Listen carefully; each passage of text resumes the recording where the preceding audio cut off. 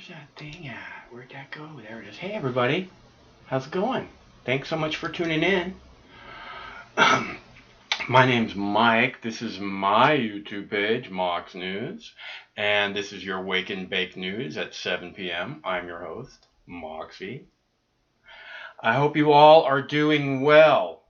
I'm almost ready. Just one sec.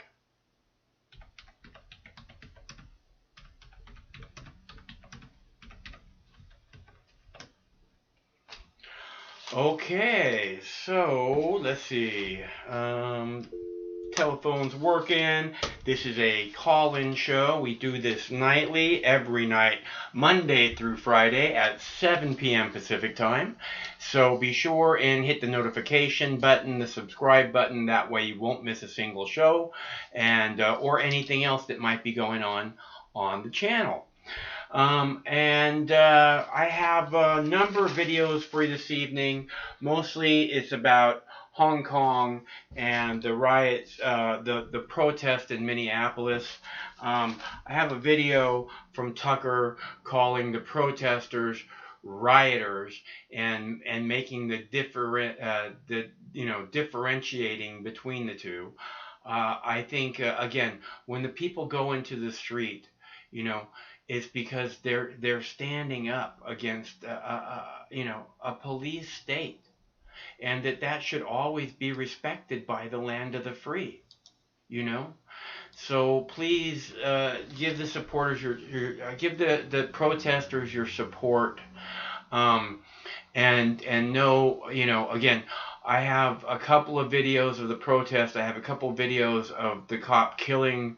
I'm sorry, I don't know what that gentleman's name is, but I feel like, again, here, this is just the same thing over and over and over again. We watch this happen again and again and again, and it needs to change, because there's just no reason why cops should be treating anyone with anything but respect, unless of course the people did something to make it so that the cop can't have to use force or something.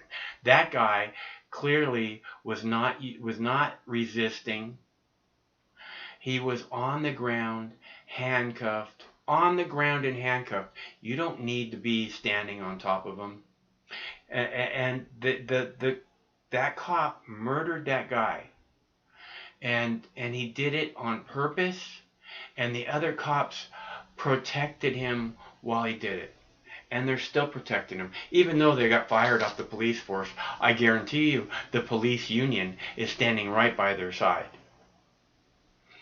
So, I am going, it's a call-in show. If you want to call, the number is 805-669-6397. I have about 10 videos or so. We will get to them. Well, actually, I'm going to go ahead and I'll play a video about Hong Kong protest, because I need to do one more thing off camera. So I will be right back to take your calls. Hold on 1 minute. Well, now to Hong Kong, where Beijing is proposing a national security law that many in the territory believe will seriously restrict their freedoms. The U.S. Secretary of State, Mike Pompeo, has dropped a bombshell by saying that the Trump administration no longer considers Hong Kong to be autonomous from China. The statement implying that the U.S. may end some or all of its special trade and economic relations with the global financial hub. Here's what he said just a few hours ago. Hong Kong does not continue to warrant treatment under United States laws in the same manner as U.S. laws were applied to Hong Kong before July 1997. No reasonable person can assert today that Hong Kong maintains a high degree of autonomy from China, given facts on the ground. Yeah, that's the quote there from the U.S. Secretary of State. In Hong Kong itself, police fired pepper pellets at pro-democracy protesters today and arrested more than 300 people. Demonstrators oppose a bill criminalizing disrespect for China's national anthem.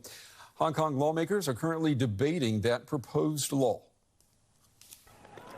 Thousands of Hong Kong residents defied police orders and took to the streets, demonstrating for their independence and against China's efforts to tighten its grip on the semi-autonomous region.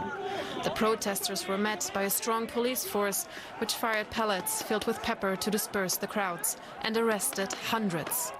One of the residents' concerns, a bill threatening anyone who disrespects the Chinese national anthem with up to 3 years in prison. I'm worried about the national anthem law.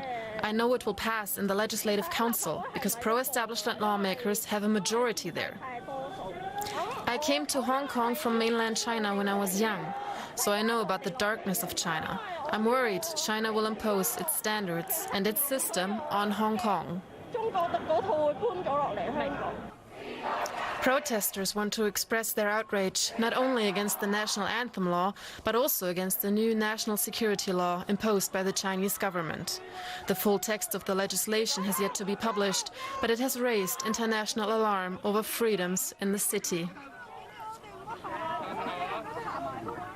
Hong Kong's security chief defended the measures on Chinese state television. It is necessary and important to establish a legal framework and enforcement mechanism for safeguarding national security in the Hong Kong Special Administrative Region at state level. This will be conducive to the long-term stability and prosperity of Hong Kong and also helpful in safeguarding the legitimate rights and freedoms of Hong Kong residents. But that's exactly what the protesters fear Hong Kong will lose: the freedoms and civil liberties secured when the former British colony was handed back to China in 1997. They are meant to remain in place for at least another 2 decades. Beijing brands the matter an internal Chinese affair, but the leader of Hong Kong's pro-democracy Civic Party is calling on the international community for help. Hong Kong has long been a member of the free world. We share the same values. We share the same liberty and freedom. And now when China is trying to take this away from Hong Kong, we expect the rest of the world will speak up for us. Despite social distancing rules, resistance against Beijing's attempt to tighten its grip on Hong Kong is growing fiercer. Protests are likely to continue in the coming days. We begin in Hong Kong, where thousands of people have taken to the streets in protest.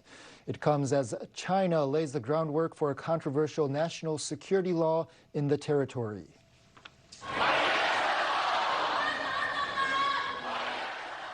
A crowd of flag-carrying youths at one shopping mall chanted, "Hong Kong independence, the only way out." Now is the time for Beijing to realize that if they hope to burn and even erode the uniqueness of Hong Kong, they will face lots of backfire, not only from Hong Kong local community, but even in the global community. Hong Kong police reportedly mobilized 3,500 officers and arrested about 240 protesters. Police barricaded roads around the Legislative Council to keep demonstrators away. The proposed security law is aimed at cracking down on anti-government activities in Hong Kong. Critics say the legislation would threaten rights and freedoms in the territory and undermine its autonomy. In Washington, the U.S. president says he's preparing to respond to Beijing's plan later this week. Donald Trump was asked whether he was considering sanctions against China. It's something you're going to be hearing about before the end of the week. Very powerfully, I think. Beijing says the U.S. is trying to meddle in its internal affairs. We have to take necessary measures against wrongful action by foreign forces interfering in the Hong Kong issue. The Japanese government expressed concern about the situation. Hong Kong is an extremely important partner that has close economic and human ties with Japan. I think it's important to maintain the current free and open system and continue development in a democratic and stable manner under the one country, two systems policy. This controversial legislation is set to be approved by China's National People's Congress on Thursday.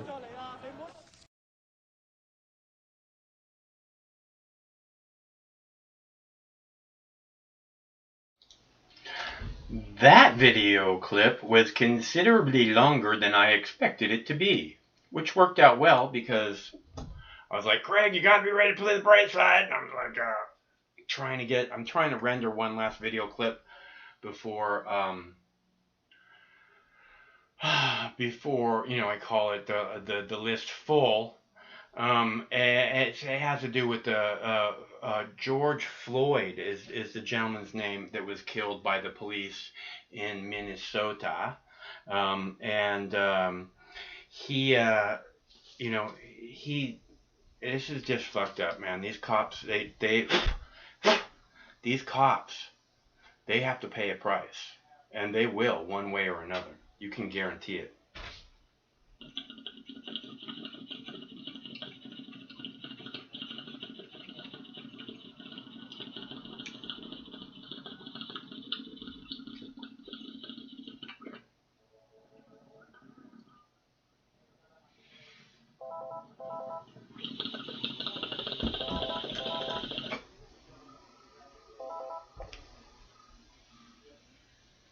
Hello, caller. Hello. Do you like cookies or brownies more? I probably like cookies much more than brownies, but brownies are much easier to make. They are. Does it change when you smoke pot? Or do you mix the pot in them? Oh, I mix the pot in them. Oh, nice. And what's your favorite type of cookie to mix pot in? I think it goes really well with snickerdoodles. I think marijuana, you can bear, it's just a little hint of the flavor, and I just like snickerdoodles. What's your favorite meal to eat after smoking some pot? I don't know. I'm a stoner. I like pizza. I like teriyaki. I like Chinese. I like Thai food. I like a lot of Asian food. I like a lot of Italian. I like a lot of Asian. I like Mexican food. I like food. I like food a lot. How do you like a pizza? With meat and extra cheese. Okay. That's pretty good. And thick crust, generally. Oh, yeah, definitely go with the thick crust. Don't trust anybody who likes thin crust. It's a little weird, like thin crust. It is weird. Who the fuck are you? Gotta be like what are you, from New York or something? Weirdo. Yeah, I know. Yeah, fucking weird bastards out there. Thanks for taking my call. All right, it's good to hear from you. No problem. Bye. Bye. And that is Mr. Anonymous, I believe. And it's always good to hear from Mr. Anonymous. So where were we? I don't remember. But we're talking about George Floyd, and I think that we need to talk about George Floyd. Hello, caller. Hey, Michael. Good morning. What's up, G? Fettuccine. I'm eating fettuccine. Oh, lucky. Yeah, fucking excellent too. I put some for the first time. I put some beef chorizo in the sauce. It was like, wow, that's different. It's good. Huh. But yeah, the beef chorizo just kind of dissipates in the sauce, but you can taste that. Oh wow, there's a little secret fucking Martian ingredient in there. Is that Mexican or is that Martian? I don't know, man. So it's great, excellent, big ass pot. Feed me for a week. Nice, lucky. Sounds awesome. Yeah. I save a lot of money cooking my own food, man. Once every 2 weeks, I'll order a pizza because my oven doesn't work. That's okay. But man, yeah, never let a good crisis go to waste. That's what's happening with China. They're saying, oh, this COVID-19 thing, this is the perfect time for us to take Hong Kong. Taiwan is ours. And they didn't tell you on that video you played that China already moved its boats out in front of Hong Kong. Yeah. No, they're really careful about the information they share about China and Hong Kong. Yeah, I didn't catch that whatever YouTube channel or news service that was. What was the name of that? It was two of them. There was the DW News from Germany, and the other one was the NHK News from Japan. Okay, yeah. Well, Trump, they're very smart. This guy, Ni Jinping, or whatever his fucking name is, he's just the happy face on the Chinese monster. It's like, man, we plan out our economy a couple months at a time, and China's been planning out its economy like 50 years at a time, decades at a time. So they've already figured out all of the potentialities and all the possibilities, and they know Donald Trump is not going to march a bunch of fucking aircraft carriers and warships over next to Hong Kong and challenge China, and China's just going to take Hong Kong, and all those young kids and these older people, they're not all young, they're mostly young, but all those people that have been living in a Western country. They're not, but they're not all young. There's a lot of older people in Hong Kong, and there's a lot of them in the streets also. Yeah, true. Yeah. Because they're all smart enough to know, oh fuck, if China takes Hong Kong, we're all fucked. We might go to re-education camps. They might confiscate our earnings. Visas are flying out the window, man. Everybody's trying to get a visa to leave, I don't know what's happening with the real estate market, but it's a fucked up situation. Those are Western people. At a minimum, they are stuck smack in the middle between communist China and the West, and it's a. You would think all these people that want to fucking stick their finger in China's eye, fucking, oh, COVID-19, China, would be like, oh, look what they're doing to Hong Kong, but they don't do that because they don't give a shit about the people, Yeah, It's just this evil fucking thing. Like all these Republicans, I don't see them saying anything about Hong Kong. Do you know why? Because those are protesters, and we don't want to support protesters. We don't do that. It's not who we are. Well, I got a sneaking suspicion that if George Bush, either senior or junior, were president right now, they would park a bunch of boats right offshore and try to muscle mainland China out of the way. But Trump ain't going to fight for a bunch of slanty-eyed little gooks, Trump's got... Look, there's plenty of ships over there right now. And they're all over the place, and they keep having issues with China. Okay? So... No. Tell me about that. I haven't heard about any issues off Hong Kong. We don't have any warships there. Not off Hong Kong, but in that general area, there's lots of warships. Well, maybe like on Guam or in the Philippines, but that's 500 miles away, dude. It's not that far. I mean, they keep having issues where they're like China, U.S. is provoking us with their warships and other things, and they are.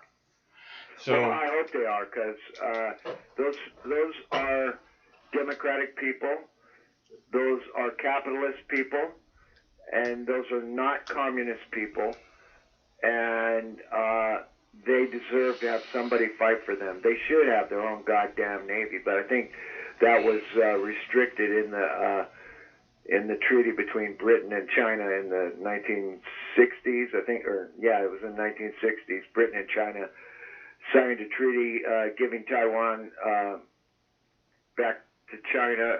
Taiwan or Hong Kong?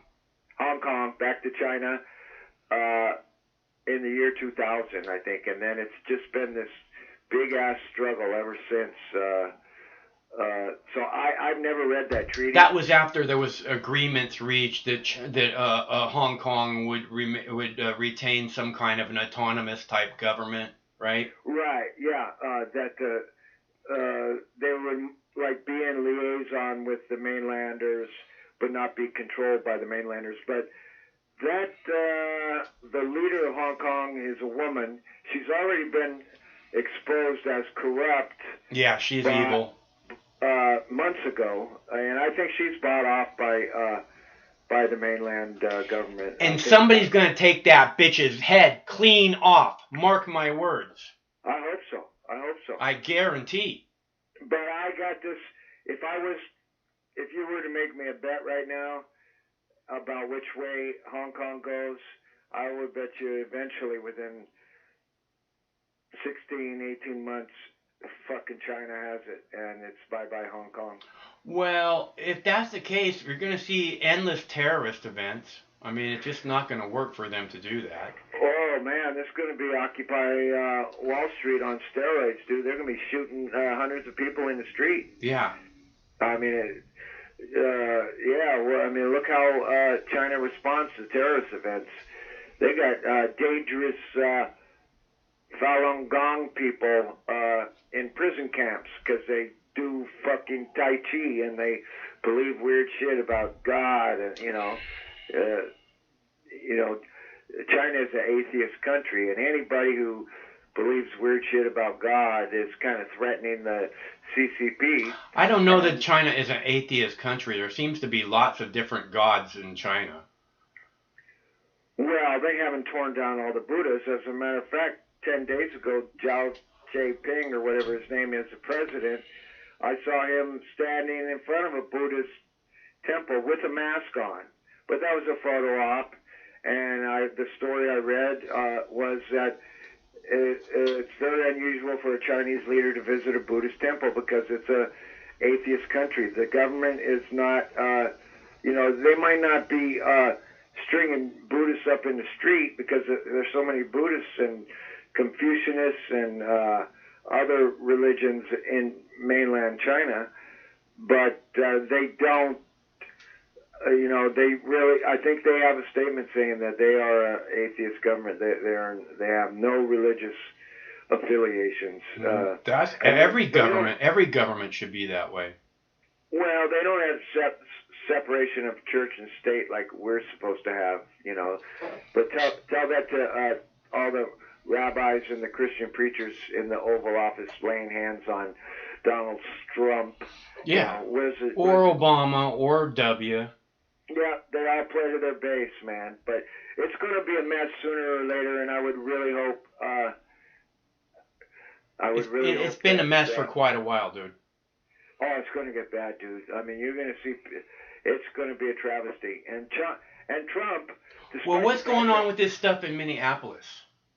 Oh, I saw a video of that, man. The cops were on the roof of the fucking precinct with their fucking guns out. Did you see that? Yeah. Yeah, it's like fucking. They're afraid, which I didn't see a lot of violence. I only caught 5 minutes of it. Maybe there was some violence because there was a live stream going for hours and hours. It's probably still going right now. Yeah, I'll see if Craig can get a live stream for us to feed in here. Oh, I could just look on my history if you want, and I could. No, that's okay. We'll find it.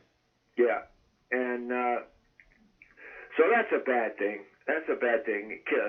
Neil, and I mean, this is, they say there's this beautiful little girl in Palestine, can't remember her name, she's really cool, and she's very fond of saying, humans with no humanity, and that's what we saw in Minneapolis.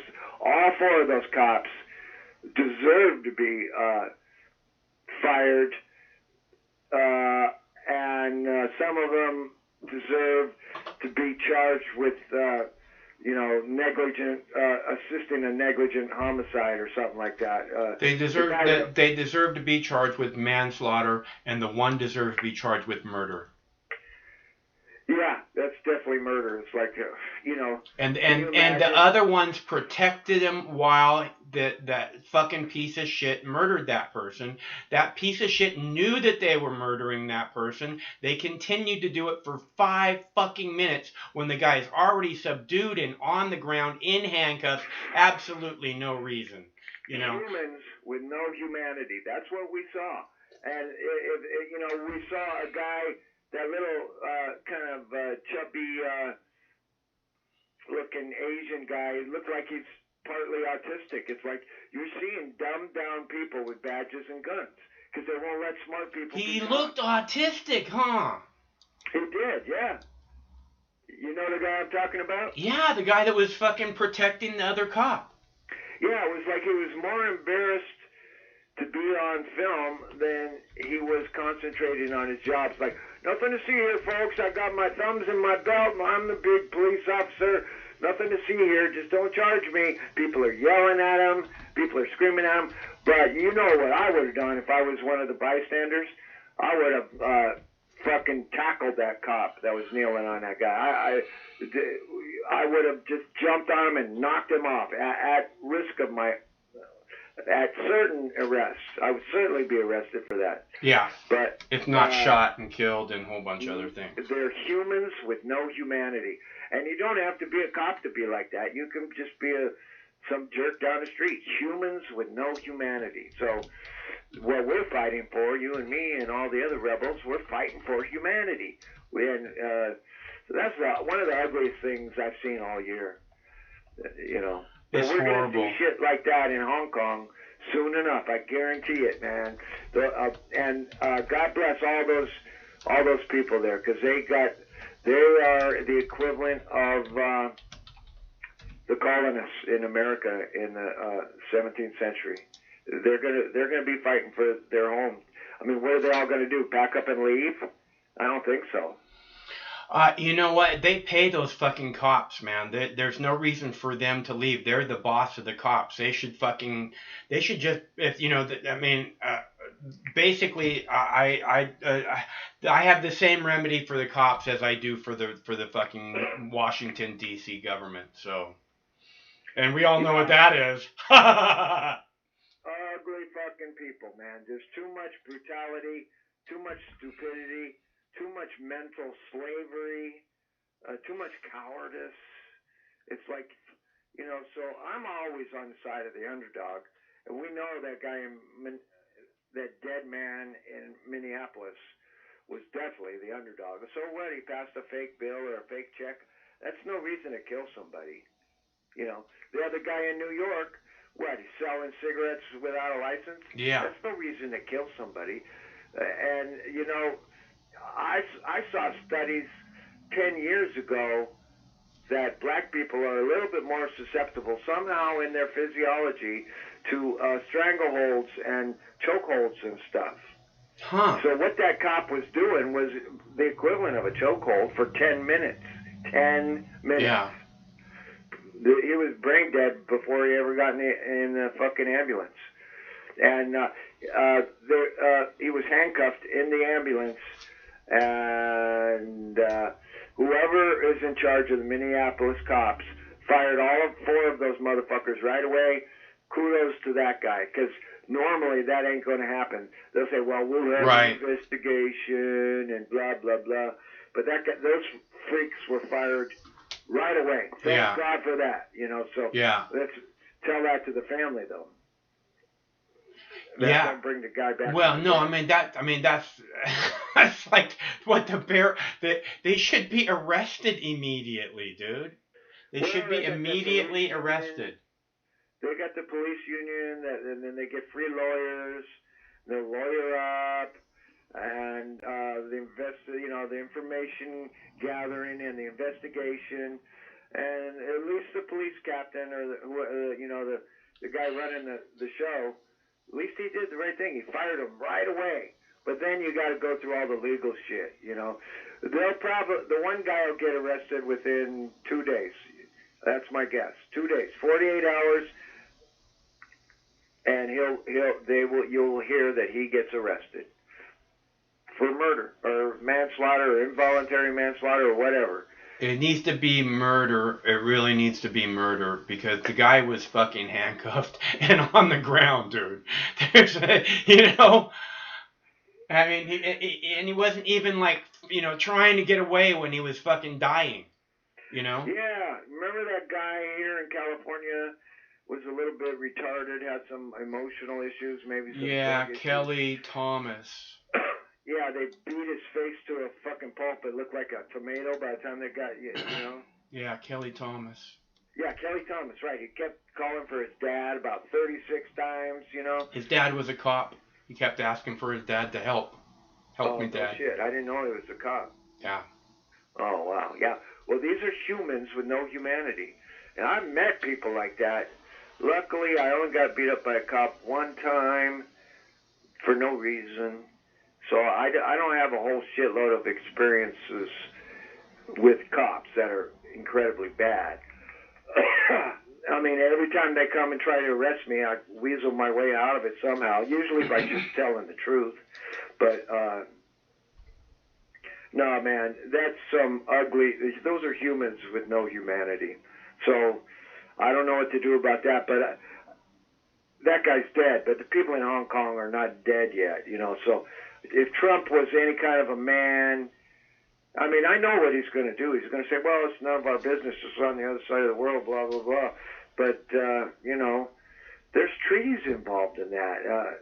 I wish I knew more about it, where I could quote the treaties and the details in the treaties and the entire history. One time I delved into the history of Hong Kong and the British-Chinese thing that was going on there. It's actually quite a lot like Cuba without the revolution, because the Americans were in Cuba and the British were in Hong Kong, and the revolution happened in Cuba and all the American corporations left. And what happened with Hong Kong was Britain extricated itself legally and within a short period of time removed its troops, set up a interim, which is now a permanent Hong Kong government. But that's all I really know, you know, because it goes back to the opium trade, the opium wars, you know. Yeah. And that's the real history of Hong Kong, is that the British, that was where they ran all their fucking ships through, full of opium. Now, somebody else can go way deep into that, tell me all kinds of shit, I don't know. But the one thing I do know is that the people in Hong Kong deserve freedom. And the Chinese, man, you know, power corrupts, and absolute power corrupts, absolutely. And those people, those Chinese people, the Chinese government, CCP, they're not going to give up any of their power. I mean, up until a couple of months ago, I was talking to people in China regularly, but now I don't talk to them anymore. But we had a caller from Hong Kong a couple weeks ago, and he said stuff was pretty chill there then, but it might have been a month ago or so. But because of the COVID-19. Yeah, I'm pretty sure that was because everybody was just staying, you know, sheltering in place or whatever. Yeah, well, every power base, whether it's the Chinese Communist Party or the American government or the British government or whoever, they're going to take advantage of this crisis, and they're going to try to grab, like, look at Netanyahu grabbing land in the West Bank. You know, everybody's going to take advantage and try to grab some stuff, and then when the crisis is over, whenever the fuck that is, they'll have more stuff, and more power. The people all over will be more subjugated. We'll have more laws. Hopefully, you know, there's a big pushback on this pandemic, and it's coming to light. People all over the world are speaking out about it. And more doctors are getting on board with the unnecessity of wearing masks, and well, you know, on the fake death counts, you know, the fake death certificates, and the infectiousness of it, and you know, the death count is what, half of a regular flu season so far. So. And that's probably counting every single flu death as a COVID-19 death. Right. Yeah. And, you know, we won't really be able to get to the bottom of it for another year because, I mean, I just read a local story here in Ojai, and some woman said she had COVID-19 4 months ago. And that's before it even hit the United States. 4 months ago, you had your first case maybe in Seattle, right? I think that it was. I think that it was in January, But I'm not. It was either in January or February. It seems like it might have been in February, but it also seems like it was in January. So I'm not sure. But either way, that's about 4 months. But the thing is they were saying that it was probably in the United States in like November or October. Right. Yeah. So we're not going to find out about those really obscure details, like how infectious is it? When was it actually here? How many strains are there? Which strain hit which region of planet Earth? What was the timeline? We already know it was genetically modified. We already know it's pretty infectious. And we already know that people with comorbid conditions suffer horrendous fucking things, you know, mostly having to do with blood and the non-uptake of oxygen into the blood. And we already know that they thought it was pneumonia, so they prescribed intubation and all kinds of other shit that basically killed their patients for $39K a pop, by the way, $39,000 to kill somebody by giving them the wrong treatment. Oh, good job, Mr. Hospital Man. But, yeah, we'll find out about this shit. I don't think humanity's going to let this psyop drop. I'm not. You're not.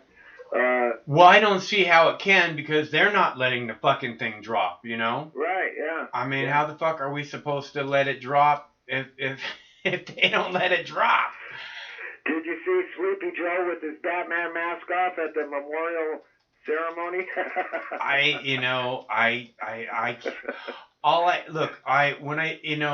said I was going to take a break, and it's all, you know, I can't stand these fucking people. It just doesn't make any sense at all what's happening in the world unless it's this big, giant fuck all of psyop shit like you're saying, man. You know, there's just...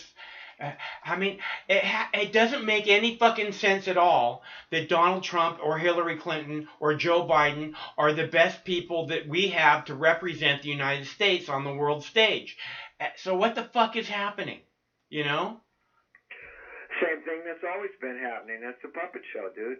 This time we got kind of a Mad Max, orange-haired Mad Max puppet who doesn't do what anybody says, and he's got narcissistic personality disorder, so he just spouts shit off like, if I was in charge of the Justice Department, you'd be in jail, you know, and shit like that. He just spouts it off. I think he beat the shit out of Joe Scarborough on Twitter a couple of days ago, and you can't shut the guy up, but he does. Joe Scarborough's a fucking scumbag. He should be in prison. I don't know anything about that dude, but isn't he married to the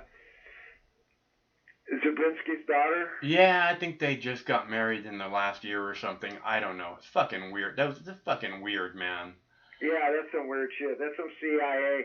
He's on MSNBC. Is that what he's on? No, yeah. Is it? Yeah. Yeah, well, that's some weird fucking CIA operative shit, because I don't even know the details about the dead intern or whatever, but, you know, everybody's, it's okay if you had an affair and your wife was sick and you had an affair, but you're a good guy and you slipped, you know, you made one mistake.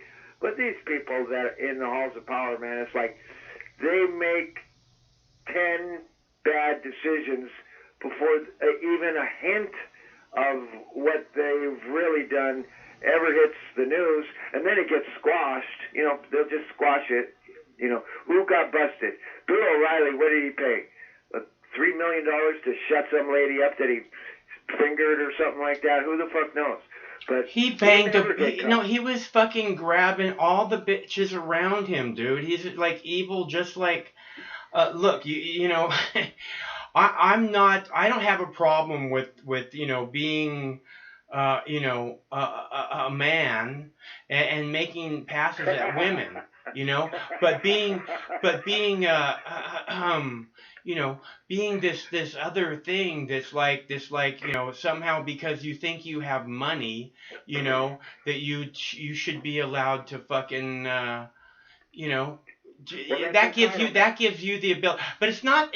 Again, it's not untrue, right? Right, yeah. So there's all kinds of corruption going on with people of power in all walks of life, whether it's the media, the government, the police, your mayor, or is it the moving? guy down the street. Say what? I'm talking to Craig. Go ahead. Or the guy down the street who wants to fucking bully the block, and we all got somebody like that. Could be your apartment manager. Like, you know how many neighbors I had that wanted to squish my fucking life, and it's like, what the fuck is wrong with you, dude? You fuck with me for year after year after year, and when I finally stand up to you, you go squealing like a little girl. And one dude tried to get a restraining order on me. I beat his ass right in fucking court. He popped about 15, 20 false charges on me I had no idea about, and I didn't get them until 5 minutes before court started. I still beat his ass, and his fucking lawyer comes up to me after I win, and he starts helping me with it. Yeah, can you put that up? Can you make that live? So, yeah, there's all kinds of assholes all over the planet, and there's also good people. So it's like muddy water, dude. We're swimming in muddy water. Doesn't mean there isn't good shit in there. It just means you got to be careful and crafty and wise. But wherever, whatsoever you do to the least of my brothers, that you also do unto me. So that's why I stand up for the little guy, and the dead man in Minneapolis, one of many. The people in Hong Kong, just one of many. In Yemen, you got 3 million people displaced because of the Saudis, and they're living in really bad conditions with the SARS-CoV-2 virus all over. So it's not good. All of these places, the Palestinian refugee camps, the Yemen, all of these places are they always take it the worst. The Philippines doesn't have any help from their government, and they've been locked down the same amount of time as us. So imagine that. If you didn't get a $1,200 check, Mm-hmm. and that's all we've gotten so far is a $1,200 check. I didn't get a $1,200 check. Well, you could have if you just filed your fucking taxes, dude. Fuck you. I'm not filing taxes. Well, that's what my friends say, too. I kept trying to talk my poor friends into, hey, man, all you got to do, it doesn't even matter. See, because look at me. I haven't filed taxes for 20 years. But I figured, what the fuck do I got to lose? So I filed my taxes, and I got my $1,200 check. And it was like 48 hours, it was in my fucking bank. Unbelievable. And I tried to talk my friends into doing the same thing, and they're all conspiracy theorists. They're hiding out. They got special computers that can't be hacked, and they're in secure locations, and it's like they're hiding from the satellites and stuff. And it's like, man, I'm living my life out front, out large. It's like, come fuck with me, motherfuckers. I ain't hiding. And they refuse to file their fucking taxes. The guy who owes me $800 for a year refused to file taxes so he could get his $1,200 and pay me back. So it's like, okay, man, whatever, dude. I know I've seen this before. It's like fear of, once you dip your toe into the pool of government, it's true. They're kind of aware of you. You make some ripples, but, if you're a little guy, they're not going to come and get you because you file taxes, So, I mean, but my point is $1,200 ain't shit for a 2-month lockdown. No, it doesn't get anywhere. Yeah, but, I mean, I hope, do you happen to know what happened with that other $3 billion that Nancy Pelosi was dicking around with a couple weeks ago? The Senate, it's in the hands of the Senate now. Well, that might be another fucking check, But you got a weird social situation. where not only is everybody getting a little stir crazy because of the health problem with the plague, but they're also getting kind of used to getting their fucking money from the government. It's like, man, that too, man. I don't want anything from Satan. Okay? You know, oh, Satan said, don't you like money? Here's money. Come on. You like money. It's free candy, dude. It's free candy. Who cares if it's from Satan? No, man. I can dig. It's like, man, I paid my taxes. You just said you haven't paid your taxes for 20 years. No, out of my checks I didn't file taxes, but I had them taken out of my checks when I was in the union. So it's like, I paid my fucking dues to Satan. It's like, if Satan drops a fucking 12 C notes on the sidewalk, I'm going to pick it up, and I'm not going to tell him, hey. But I don't have to sign my name that I just picked up the money off the sidewalk, do I? So that's what you're afraid of, is signing your name? It's this contract with these people, dude, that I fucking hate.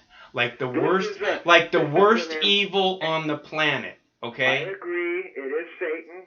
We are, the government is the big Satan.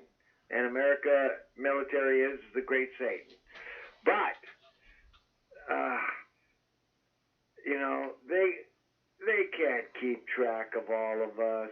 You're not going to get stains on your hands that'll last forever if you file your taxes and get a big fucking nice big check, you know. And you know what? It wasn't so hard. It took me hour and a half to make it through the U.S. government whatever the fuck it is website, you know, and boom. That's the most I ever got paid for an hour and a half's worth of work, man. I'll tell you, that's like $800 an hour, man. I might as well be a lawyer. But you know, I can dig your sentiment where you don't want to take something from the government, and you also don't want to make the government too aware of you. I mean, that's my big thing. Well, the government's very aware of me. I hate them, dude. I could probably get food stamps and all kinds of shit from them. I despise them like the most evil force on the planet. It's almost like you have to shake hands with Donald Trump to get the money. I can't do that, you know? I dig the sentiment, but I think kind of like spiritually and pragmatically, you're a little bit incorrect, Michael, because, you know, we're all pirates sailing on the sea of the global economy, and we got to have money to survive, and you're not killing anybody, and it's free fucking money, and fucking stick it to the man anyways, every way you can. You know, you take their money and then you fucking go to a protest, you know? It's like you can do both things. That's my opinion, okay? But, you know, we're all pirates, whether we admit it or not. Mm-hmm. I mean, I live my life like, you know, like there's no tomorrow. You know, I steal from the rich or the government, you know, and then I give to the poor. I give a lot of money away to poor people that ain't got medicine, food, can't pay their bills, blah, blah, blah, blah, blah. But, you know, some of it comes from marijuana, and this $1,200 check fucking, at least $600 of it went to the Philippines, you know, so fucking, it's just money, yeah. You might as well buy it's too late now, dude. I think you can't file anymore. But you know, don't be you know. There's one thing that having people look at you because you're a lifelong rebel on public access and YouTube. But it's another thing to file fucking taxes and get a check. That's pretty easy. It's like it doesn't mean you pledge allegiance to the flag. You can still flip them the bird. It's like take the money, flip them the bird. That's what I did. I mean, it's yeah. And then what happens next year when you don't file taxes? Nothing. Okay. It costs the IRS $250 to open an hour to investigate somebody. Mm-hmm. And if you got no money, you think they're gonna waste thousands and thousands of dollars investigating you? They're not. They don't have the finances. They don't have the manpower. They don't even have the will. The IRS is the big pirate. It's jungle warfare. What do you call it? Guerrilla warfare, where you run out of the bushes and you stick a knife in them, and then you run back in before they can shoot you. That's the game you're playing with the IRS. It's guerrilla warfare. Same with the government. Same with the police. Same with the government.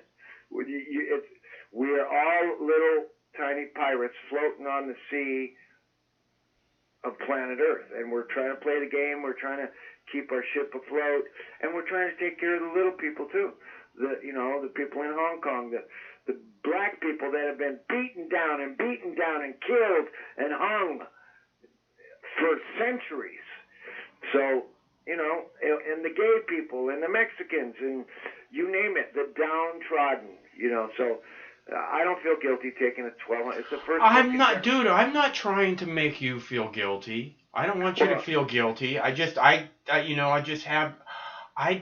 hate them so much, and I don't want to have any other feeling other than I hate you so fucking much, you piece of shit. I dig your. I know nobody wants it. You're not even shaking hands, but okay, I accept your position, but I've had this conversation with other friends, and no matter what I did and what I said, I couldn't talk them into just filing his fucking taxes. It's like this guy, he is like he's like anonymous. I mean, he makes most hackers and computer guys look like they're 2 years old in diapers. That guy is not going to file taxes, dude. I know, but I'm not, and I'm coming from the same pile, okay? So it's I don't want anything to do with them. Fuck them. Stay away from me. Keep your fucking test. Keep your fucking vaccine. Just stay the fuck away. Okay, I don't want anything to do with you. I never want anything to do with you. I never will want anything to do with you. Yeah, well, it's groovy, man, but, when the government It's a horrible way to have to live. I wish that it was different. We got to take care of each other. And if we don't take care of each other, we're buying into their plan, because their plan is to divide and conquer us. So if we go against that plan, like we're all locked down and people are arguing with each other and people are starting to prey on each other, in the worst case situations, you will, like in riots, like the Rodney King riot or any Watts riot, any riot you can think of, the society will prey on itself. You'll see people breaking into stores, running out with TVs and liquor. It's like, no, man, we got to take care of each other. Otherwise, we're doing what the government wants. So that's my message, is like, let's just take care of each other, Yeah. I agree with that. That's what I've talked a lot about empathy and, looking out for the protesters and blah, blah, blah, I caught a Memorial Day. When was that? Was that Monday? And today is what, Wednesday? So I saw your highlights, a little bit of it, and I saw you crying on about some kid that was cured by marijuana oil or something, CBD oil. It's not the kid. It's all the kids who could have this fucking safe, and all the ones for the last fucking 60 years, dude. You understand? Right, but my point is, I saw how deep your empathy goes, man. So that's a beautiful thing to see. I only caught a few minutes of your best of show, but I did see that, and I said, oh wow, I would have thrown that in there too, man. That's a really beautiful thing to show so much empathy on camera, Yeah, I don't have control. I don't have control of that. So, And it's a pain in the ass to try and do the damn video over just because I'm such a fucking, bleeding heart. Well, so am I, believe it or not, despite my warrior type attitude. I'm a bleeding heart too, and I don't, I couldn't write love songs if I wasn't a bleeding heart. I couldn't write political songs if I wasn't a bleeding heart. And there's nothing wrong with being a bleeding heart, but it's better than being that motherfucker in Minneapolis kneeling on that.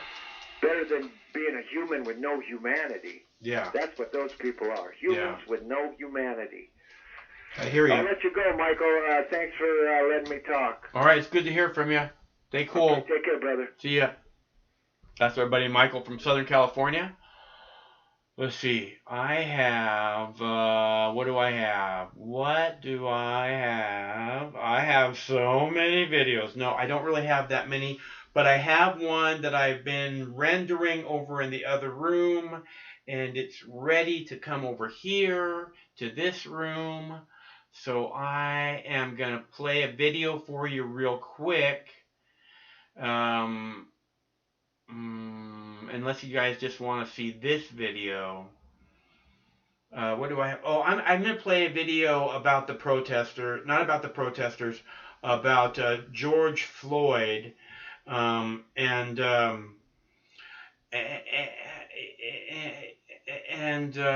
why everyone is so, so upset. So I'm going to play a quick video about George Floyd, and I'll be right back.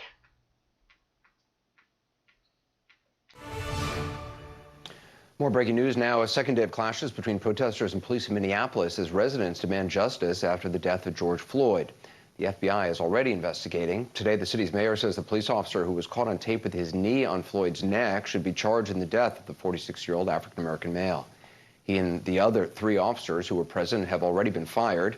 Randy Kay tonight has the story, and we want to warn you, some of the video you're about to see is unsettling. It's disturbing. It's necessary to understand why the death of George Floyd has provoked such a national outrage. Please, please, please, I can't breathe. Please, man, please, man. This was the scene in Minneapolis Monday evening. That police officer has his knee buried in the neck of a man named George Floyd. There's some water or something. Please, please. I can't breathe, officer. Shut up. They will kill me. They will kill me, man. Officers had responded to an alleged forgery call and found Floyd sitting in his car.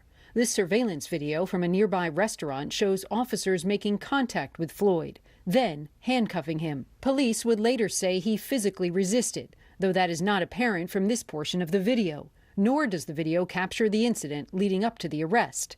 After police escort Floyd away, bystanders capture this video of Floyd face down on the ground, still handcuffed, the officer's knee forcing his face into the pavement. Listen closely as the officer simply tells him to relax. Well, you got him down, man. Let him breathe, at least, man. I can't breathe. I've been trying to hear about so you can breathe a little bit more. Neck, man. One of my homies died with the back before he got. I'm about to die, you see. Relax. Man, I can't breathe my face. What do you want? I can't breathe. Please, the knee in my neck. I can't breathe shit. Bro, get up, get in the car, man. I will. Get up, get in the car. I can't move. I've been waiting the whole time, man. Get up, get in the car. Mama. Get up and get in the car right. They could have tased him. They could have maced him. Floyd struggles on the ground for 5 minutes. I'm through. My stomach hurts. My neck hurts. Everything hurts. Witnesses on the street plead with the officers to back off. How long y'all gotta hold him down? You stopping his breathing right there, bro. The officer does not remove his knee from Floyd's neck, nor do the other officers do anything to help him. Soon, George Floyd lay motionless on the ground, his eyes closed. Police say Floyd appeared to be suffering from medical distress and that he died at the hospital. The 4 officers involved have been fired, their chief pointing out the knee in the neck technique is not approved. What we saw was horrible. Completely and utterly messed up. We watched as a white officer pressed his knee into the neck of a black man. In response, protesters took to the streets of Minneapolis, clashing with police who resorted to tear gas and non-lethal projectiles. In the pouring rain, protesters echoed some of George Floyd's final words.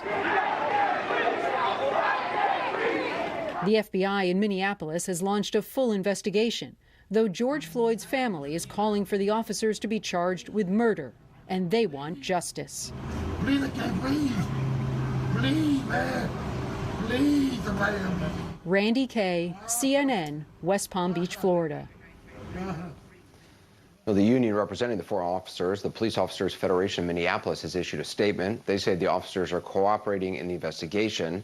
They also say this, quote, "Now is not the time rush to judgment and immediately condemn our officers. Officers' actions and training protocol will be carefully examined after the officers have provided their statements." Joining us with more on the protest, Sarah Seidner in Minneapolis. So, Sarah, what's the latest? You can hear the alarm going off in the wine and spirit store just behind me there. That is because people have broken into that store. There are a bunch of people that have gone into that store and are throwing things out. They're taking things out. It's mostly beer. But you're also seeing people with signs, Black Lives Matter signs. You're seeing a lot of folks standing across from the police department. The police department, the precinct, is here. It's precinct 3. And what we saw earlier, Anderson, was that all of the police officers had pushed out of this. We were flanked by officers. There was tear gas being spewed everywhere. There were lots of flashbangs, water bottles and rocks being thrown. And at the same time, they were pushing people down the street. And then all of a sudden, the officers began retreating back to Precinct 3. And so when they started retreating back to Precinct 3, the crowd, as it gathered and gathered and gathered. And what you are really seeing here in some parts of these streets is you are seeing absolute anger, but it began with sorrow. It began with a great deal of pain after people saw that video, saw the video of an officer sticking his knee in the neck of a black man, a 46-year-old father, saw that knee sitting there for minutes upon minutes upon minutes, more than 10 minutes, and then saw his body go limp. People were so outraged by that. Their initial reaction was pain. Yeah. Their second reaction was anger, and that is being exploded out into the streets at this point in time, Anderson. And, sir, what's the latest from the county attorney's office? Yeah, so we heard from the mayor. The mayor has said he believes that the Hennepin County attorney needs to charge at least the officer who put his knee on the back of the neck of George Floyd. Now, the Hennepin County attorney has responded and said they're going to do the best job they can, that they were horrified by the video themselves, and that they are going to do the best that they can in this case. But they stopped short of saying whether or not charges were coming. And as you know, Anderson, that usually takes a bit of time. There has to be legal documents drawn up if they are going to charge any of these 4 officers. But remember, this is probably the fastest that you and I have seen officers fired. It happened within 48 hours of the incident. Yeah. Sarah Seidner, thank you for being there. Appreciate it. Up next.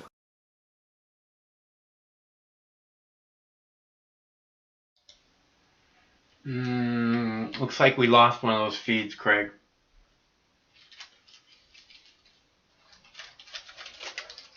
It looks like we lost one of those feeds.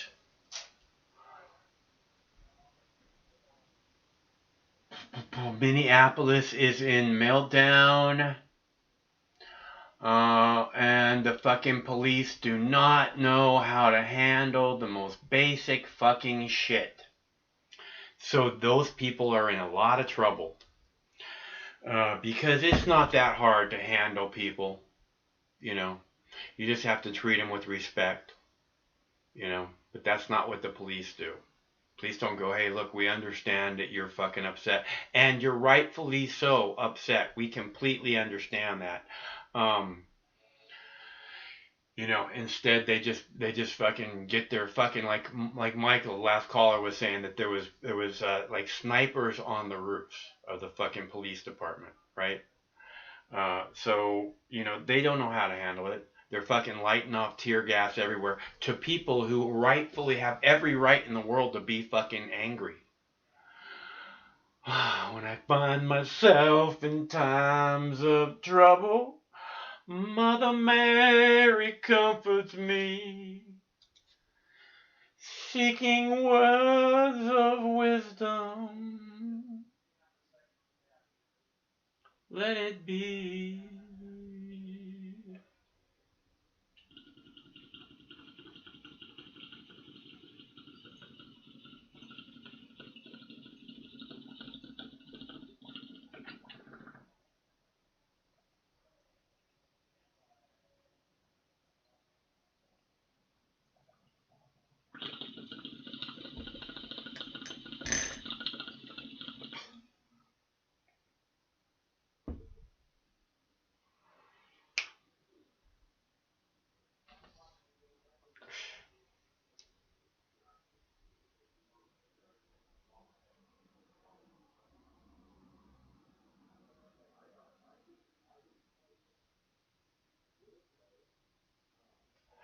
So good. Oh my gosh. Even in my darkest hour, Mother Mary comes to me, speaking words of wisdom. Let it be. So let's all, send our best wishes to the people of Minneapolis, and hopefully, you know, hopefully there won't be too much destruction, because right now they're in a lot of trouble. Hello, caller.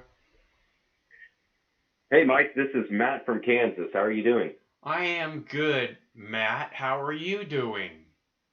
I'm doing pretty good. You know, lucky to be alive, obviously. Taking it one day at a time. Keeping a positive attitude. Keeping a positive attitude every single day.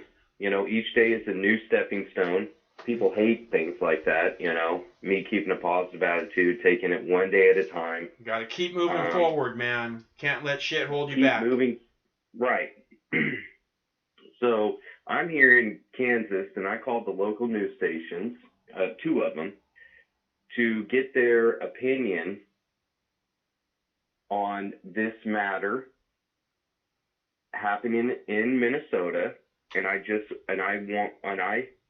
merely asked them during a time of crisis when we're trying to get back to normal, and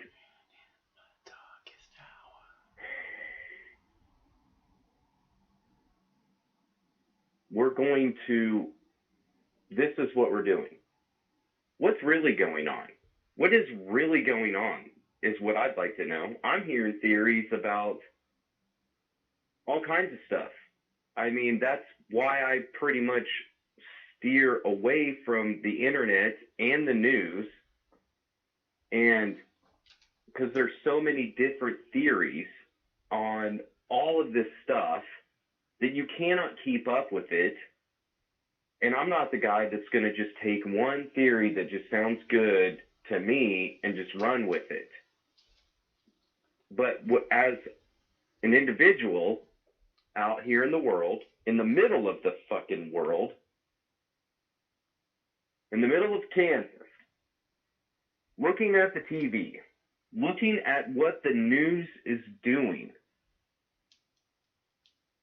I called the news and I asked them, so the black person was killed by the white person. Please tell me how this has anything to do with race, and especially in a time of crisis where we should be united, not divided. How does this have anything to do with race? Well, there seems to be a pattern, and it seems to be a racist pattern. It seems to be that way. But if you, and like I asked, or I mentioned it to these people out there that work at the news stations that are just covering the world news and doing what they are told, because investigative journalism has flown out the window, and they don't do that anymore. They only do what they're told. So it seems that way. And yes, during me telling the one news broadcast, hey, there was a man out there. He said, hey, I have a dream to only judge a man by his character, not of his skin color. I got hung up on. Next news station. Well, it sounds like you're baiting them, dude. No, it's not baiting them, dude. You know, next news station. Can I get to the next news station real quick, though? Yeah, if you were calling them and recording what you were saying, and they said something. I'm not recording them. I'm just and telling that's illegal you here in Kansas. I'm if just you telling don't you tell how them, their minds must conversation. work. Go ahead, get to the next phone call. Even here in Kansas, you call up. Not recording anybody, and they know that I'm not recording them. I'm just asking them I'm trying to have a civil conversation. And they get extremely, and I asked the guy, I said, hey, what does this have to do with race? And he starts, what does this have to do with race? Are you kidding me? And I'm like, yeah, what does this have to do with race? With your broadcasting degree, let me know how this has something to do with race. Because I tell you what, if they were actually investigative journalists and reporters, they would actually go look out there in the world and listen to the black people that are saying this is a bunch of bullshit and this has nothing to do with racism. But nobody wants to go look at that. And nobody wants to go look up people like Larry Elder and listen to him and listen to what he has to say, or any of the other great voices of the African American community that are trying to keep people united, not divided, and trying to keep people from judging other people from the content of their skin color, or the color of their skin color, and judge them based upon their character. Well, and if you look at the people in the streets, it seems like the majority of them are white. Go ahead. Seems like the majority of them are white. Exactly. The protesters, the majority. They are. It's just white guilt is running rampant. I don't think it's guilt. I don't think it's guilt. I think it's the right thing to do. I think obviously there was a murder that we all saw. And it's done, by a person with a badge who believes they're above the law, which is exactly why they do it, knowing that they're doing it on camera. I understand. And then, so of course they don't have to have guilt to want to go into the street and fucking be outraged by that. Craig, can you get us another live feed, please? Okay, so as we get the new live feed on of a city burning itself to the ground, creating more war, more gore, and more chaos over the mainstream media,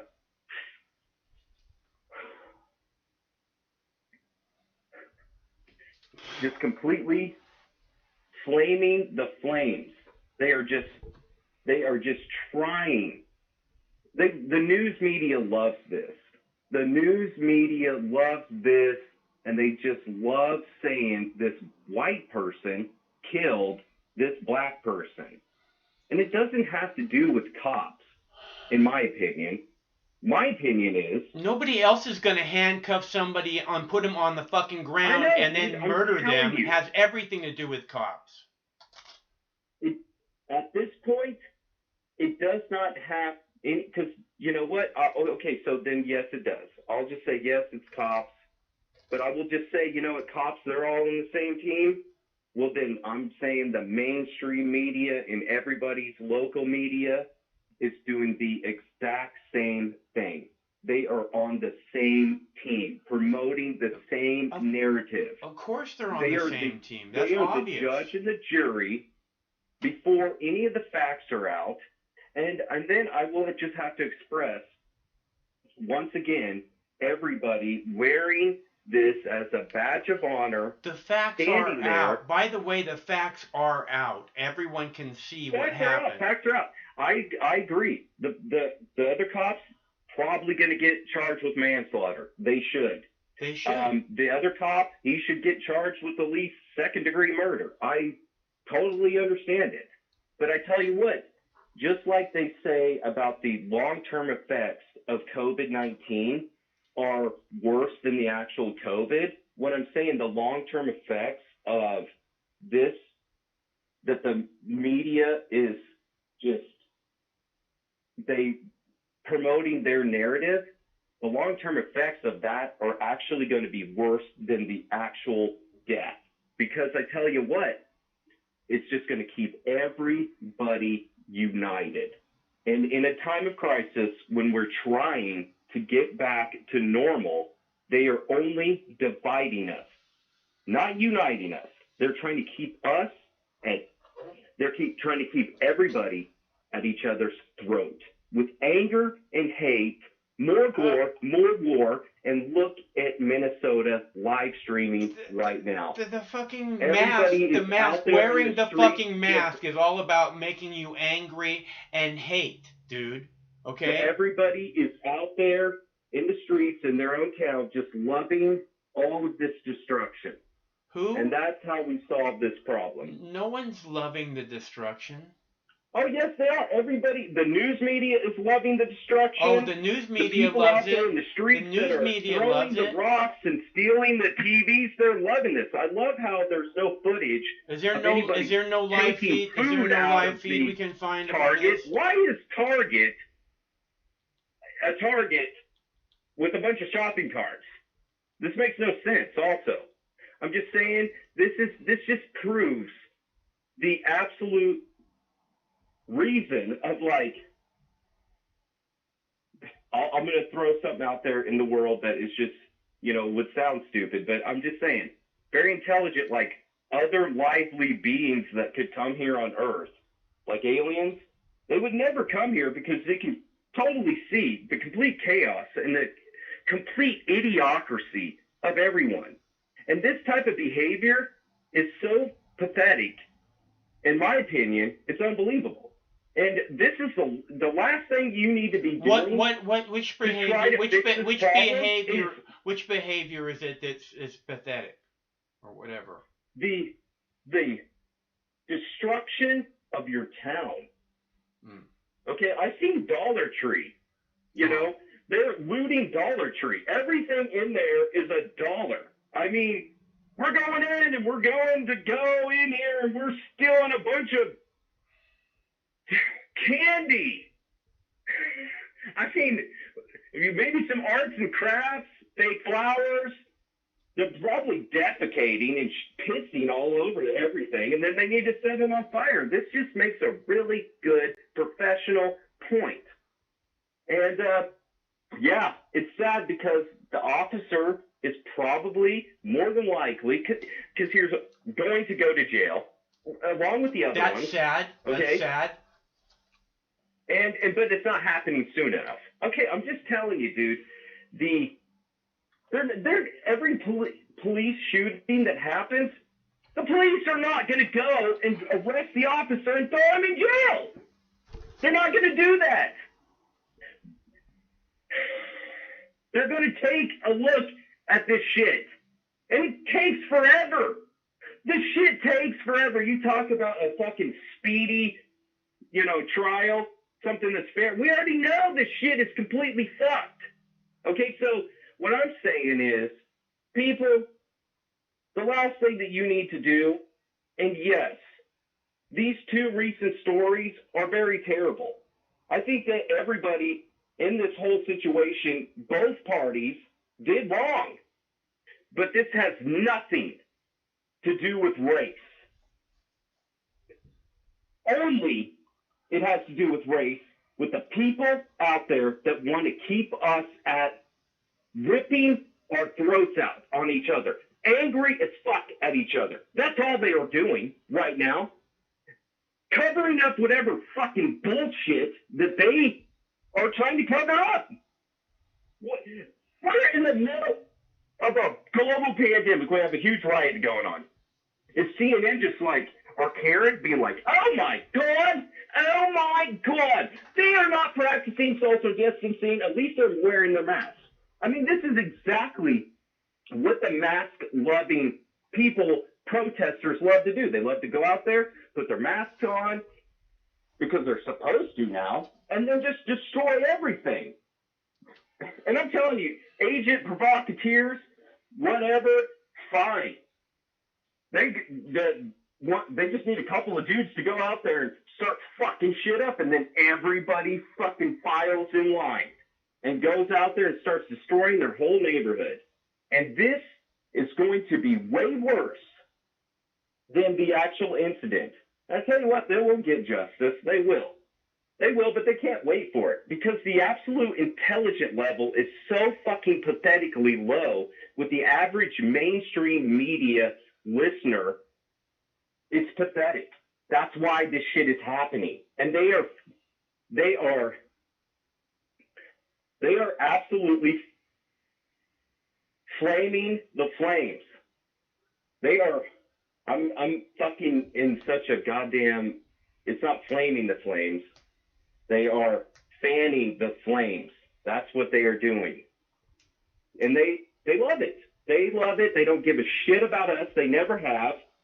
And then we sit there watching this bullshit, eating popcorn at home, laughing our asses off. Ooh, popcorn. Either, they're sitting at home, they're like, yeah, good job, destroy your city. Hopefully the grocery stores never come back. Oh my God, he's got a bunch of TVs. How cool is that? Looting's cool.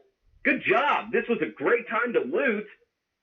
Nobody has any food. Nobody's getting caught on camera getting any fucking food. Oh, because the food shortage. Yeah, that's it. So we grab TVs so we can get it home and live, put it on TV, and hook it up to our cable box so we can see ourselves stealing TVs in the middle of a goddamn global pandemic when we should be united, not divided. And this is cool. All this stuff is really cool. This right here is justice for the murder, the absolute murder. And dude, like, thank you. The badge of honor wearing people. Thank you for your service of filming it and just going out there and fucking bitching like Karen. None of you had the balls to run over there and just push this fucking guy off or grab us some pepper spray. Pepper spray this motherfucker. People want to act like, oh my God, I couldn't do it to go risk myself for getting shot. No, dude, like, you just ran over there and just jumped, pushed the guy off of his fucking head, and suddenly he's not on his head anymore. Nobody had the ball. Everybody just loves this. They fucking love more war, more gore, and more death. And that video proves it. Because all they did was stand there with their coward selves, holding their cell phones, filming this man die and piss himself. And they fucking just think that they are so fucking great that they caught it on camera and that everybody else is fucking sharing the video. Look, white people killed black people. All right, that's enough. Let's just creep. I'm not sure. I think he had enough to say there, more than enough. I don't know why someone, again, you have to support the people in the street. The reason you have to support the people in the street is because they are standing up against a police state. Okay? They are standing up. They're putting their lives on the line. If you don't see the tear gas flowing, if you don't see, if you don't understand that the cops are standing there with sniper rifles and shit, and that they're ready to fucking take down these people, then you don't understand that they're putting their lives on the line. Okay? And you can focus on the people who are desperate enough to go and steal things for whatever reason. whatever their desperation, This is happening all over Minneapolis, I guess. And again, these people are standing up to heavily armed adrenaline junkies who are filled with hate and steroids and all kinds of other garbage that makes it so that, their fucking brains work so fucked up that they can kill a person in the fucking street while onlookers are shocked and filming them do it. Because that person knew that they were killing that guy. And they did it. And the other cops around them knew that that person was killing, that cop, that piece of shit cop was murdering that guy. They all knew. And they protected that person. And now they're all fired, which, I guess is step one to justice. But these people, they don't look like the scumbags that Matt from Kansas wants to describe them as. They look like very brave individuals who are standing up to a police state, to me. If you're seeing the same video that I'm seeing, they're surrounding a cop shop, and they're saying, whose streets? Our streets. And by saying whose streets, our streets, what they mean is, whose cop shop? Our cop shop. If we want to burn the motherfuckers to the ground, we can and we will, and there's not a goddamn thing you can do about it. So you better act proper. Okay? And if you don't think that message needs to be sent, then, and it's the cops' fault that there's fucking buildings on fire. Because the cops, you see them. You've seen the video here tonight. You've seen them sheltering in place, hiding in fucking stores, and trying to get out of the way of the protesters because they're fucking afraid. They're heavily armed and they're afraid, which is good, because you start shooting people, and the people are going to start shooting back. So it's good that they're afraid. And the truth is, the people shouldn't be afraid of their public servants. But their public servants should be afraid of the people. And I have a video here coming up of the Kentucky governor being hung in effigy at a protest over the weekend. And again, we were talking about the Michigan governor being hung. She keeps talking about nooses. Oh, the protester are carrying nooses. And then I see a protester carrying a noose, and it just happened to have a Barbie doll that looked like the Michigan governor hanging from it. And this is a proud protesting tradition where we hang our leaders in effigy to represent, to make them understand that ain't your mansion, pal, and we can drag you the fuck out of it if we decide to. Okay, and I honestly think we should have like a month, like not a month so much, but like it should become like a traditional, hang our leaders in effigy kind of thing, like a day where we do that. Like maybe we could do it on like October 30th. Right? We can hang our leaders in effigy on October 30th, and then it can become part of our Halloween display on October 31st, right? So, I don't know which one that was happening here. But I think it's a great idea. And I think it would remind all of our leadership, who the real, who the real people, who has the power, okay? And if you don't like it, and it seems like a real kind of land of the free kind of thing, land of the free, home of the brave kind of thing to do. Do you think that the politicians just hate that land of the free saying? Do you think they despise, the land of the free? Because they certainly don't try and protect it or make our country the land of the free. But do you think they despise that? Because it seems like they, again, they take our freedom as a threat to them. That's why they make all these laws constantly, where, you know, there's, where it's take away your freedom, take away your freedom. And now they went, oh, none of you can have freedom at all. Everyone has to stay home. Maybe we'll let you go to the grocery store if you jump through our hoops. You know, and now they're like, oh, well, we'll give you a little bit, we'll phase in your freedom.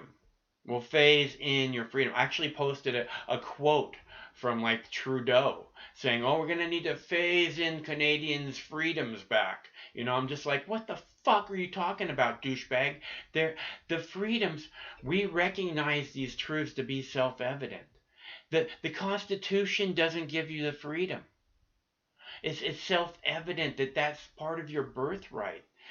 Being the upright, big-brained, you know, tippy top of the food chain on this planet, the upright walking, big-brained, tippy top of the food chain on this planet, you know, gives you the right to say the things you want. It's a birthright to be able to say what you want. To be able to say, fuck you and fuck your Chinese anthem. Okay? Fuck the government of Saudi Arabia. Fuck the government of Israel straight to fucking hell. I have every right in the world. I was born with that right. The Constitution doesn't give it to me. The Founding Fathers didn't give it to me. Simply being, you know, a sentient being means that, you know, this is again, it's a birthright. This is who you are on this planet. So these people, you know, they have the Constitution gives them the right to assemble.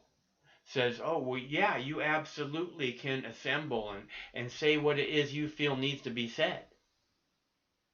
Because the Founding Fathers understood, you know, that there's this power-hungry government.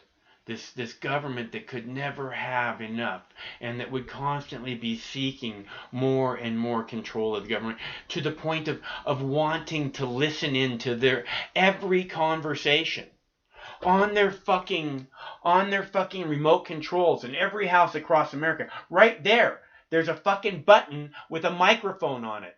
It sits on your desk, it sits on your coffee table, it sits on your couch, it sits on your nightstand. Every fucking conversation. Now they want to track every step you take. Otherwise you don't get in the grocery store. Understand, the people standing up against the police state are putting their lives on the line. They're the ones they're the ones brave enough to go out there and breathe the fucking tear gas. You know? And you know that those fucking flashbang grenades, you know, they hit innocent people constantly. Photographers, media people, all kinds of people that are just out there, you know, they're not causing any trouble is what I'm saying. You know, which, you know, none of these other people deserve to be treated this way. The protesters have a right to have their voices heard, a birthright. Unless, of course, you live in a police state, which becomes more and more obvious every day, right? So, I'm going to play a video for you. I have one here about how horrible the protesters are, okay? So, don't forget, these protesters, they're horrible human beings. Rioters cut a path of destruction through Minneapolis last night after a video went viral that showed a man dying in police custody. Our Mike Tobin has the latest on that story. Hey, Mike. And Tucker, it's a different scene out here outside of the 3rd Precinct in Minneapolis we can watch. We've got a pretty thick row of police with some light riot gear at the ready. You can see you've got a bike patrol. They've got the pepper spray at the ready. They've been launching the pepper spray. And here is your crowd of demonstrators off in the foreground who have been conflicting with police. You see all the bottles here in the foreground. These are the bottles that they've been throwing at the police. They're chanting right now, "I can't breathe." At the moment, you see the column of police and bike police backing up. I want to point out some of their gear. You see some of the tasers on their hips. Look for the orange tubes that some of the officers are carrying. Those are the tear gas launchers. As you look up at the roof of the 3rd Precinct, you can see, well, you can't see that now. There's one of the flashbangs that went off. There's a flashbang coming in our direction right now. Careful, Tomas. So some of the flashbangs are being deployed primarily from the police on the rooftop. There's one aiming his tear gas launcher from the rooftop. Now, as this is all going down, there's another tear gas launcher at the ready. And these police are backing up. Looks like they're trying not to conflict with the demonstrators. There's some tear gas or pepper spray at the ready. And the demonstrators are advancing. Now, this demonstration has got the attention of President Trump, and the cause of it has got the attention of President Trump, who tweeted, "At my request, the FBI and the Department of Justice are already well into the investigation as to the very sad and very tragic death of George Floyd." It seemed for a while the president's interest in this case, the fact that the 4 of the police officers connected to this incident had been fired so swiftly by the Minneapolis Police Department. But as you can see, not everyone is satisfied. They want criminal charges, they want swift justice, and frankly, they want to express a lot of anger. Tucker, yeah, there's one of those flashbangs that went up pretty close to us here, and there is some kind of a chemical irritant in it, and there you see the pepper spray coming out from the police. I got the pepper spray in my eyes. Woo! So, so that scene out here, a lot of back and forth with these demonstrators and the cops. Oh man, Mike, we're gonna let you breathe for a minute. We're gonna keep those pictures up. We're getting reports that there's looting in other parts of the city, so I think we're gonna come back to you a little bit from now. So as of tonight, we know that George Floyd died in police custody. The FBI, as you just heard, has launched an investigation, and when that investigation is done, we will know a lot more. It's possible at least one police officer will be criminally charged in the case. Just to guess, but it seems likely. So as of tonight, those are the facts. Here's another fact. What happened last night in Minneapolis was not a political protest. It was a riot.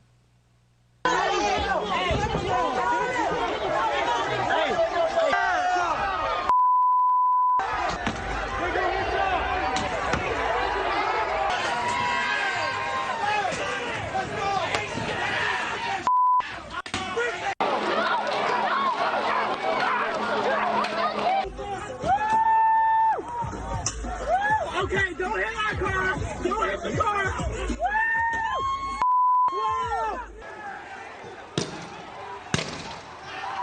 Break that! Break that!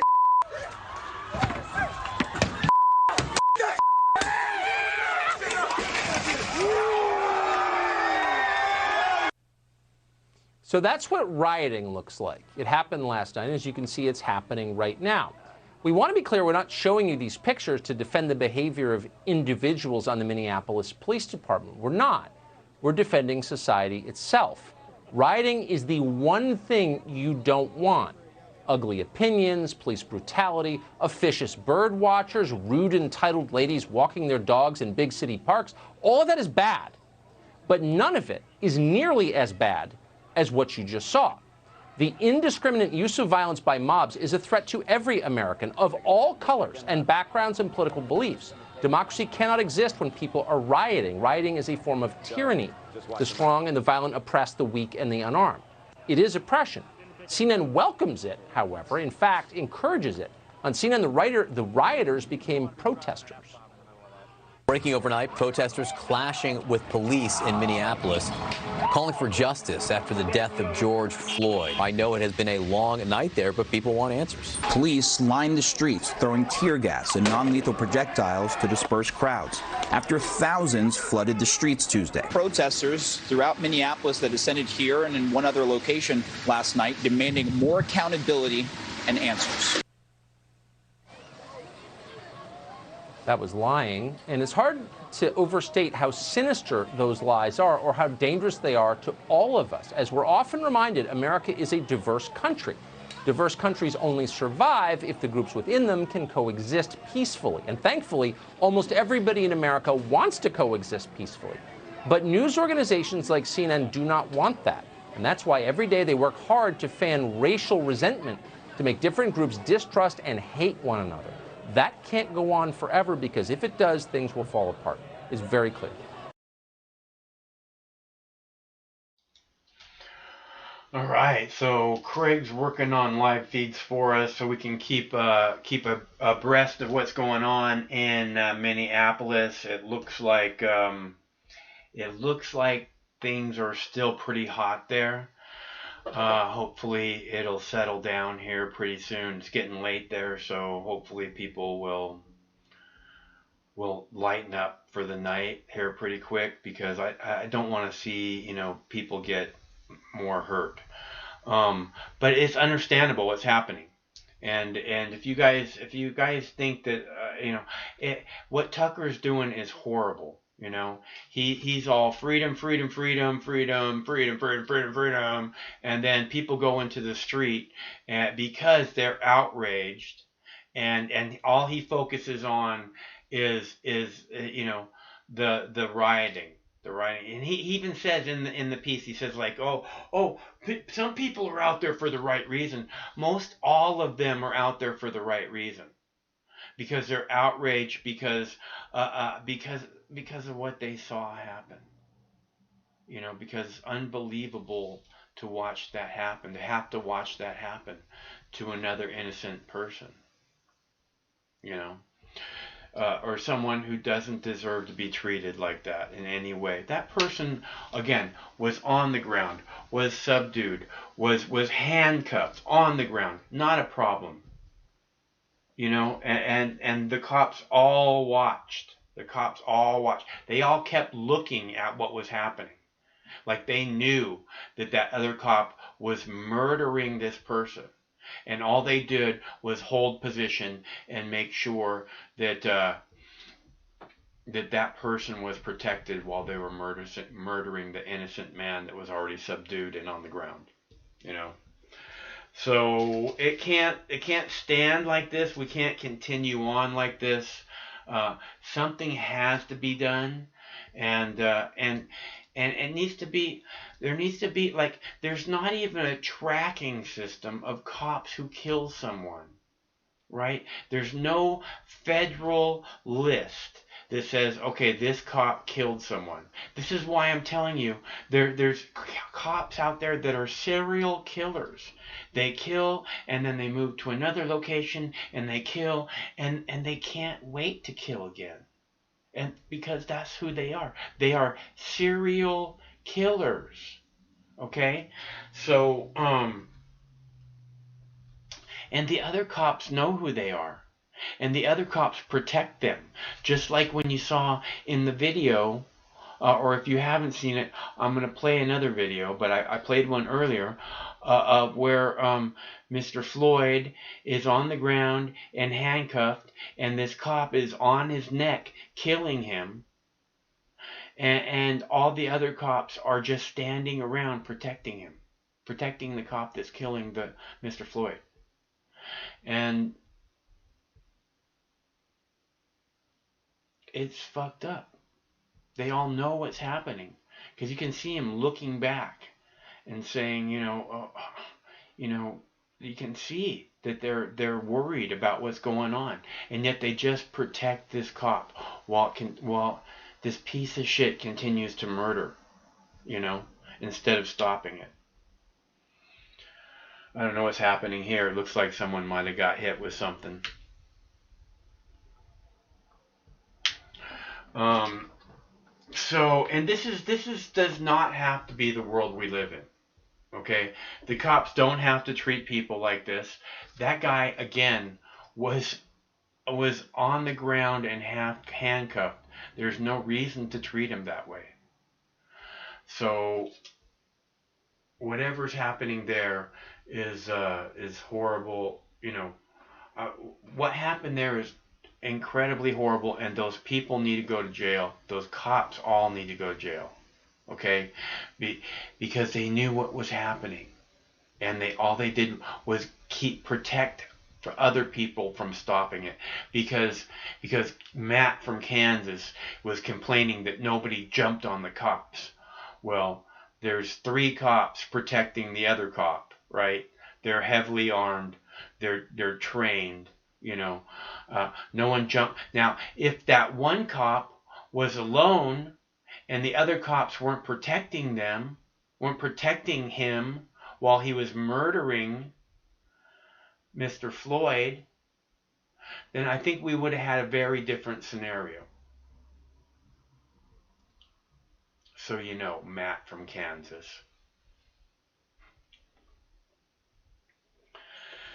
All right, I need a drink. I need a drink of water. Oh, and a bong hit sounds pretty good too. I'll have to get one ready.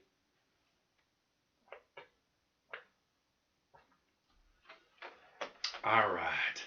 So, this other video that I have, I'm going to have to upload it to YouTube. It's an interview with one of the people because it's 24 minutes long. And I'm not going to play a 24-minute clip. It's better just to upload the whole piece. But I have a video about the SpaceX launch being scrubbed today. I don't know if you remember me talking about it yesterday, but I was saying that I have some kind of weird feeling that there's not going to be a launch today or tomorrow, which was yesterday was tomorrow, right? So I said I have this weird feeling that there's not going to be a launch, and lo and behold, there wasn't a launch. I said for whatever reason I have this feeling, and it's weird because when I look at what they have going on, it looks like something doesn't fill me with confidence. Something tells me that they're not ready to make it happen. So that's really why I'm saying something tells me it's not going to go off.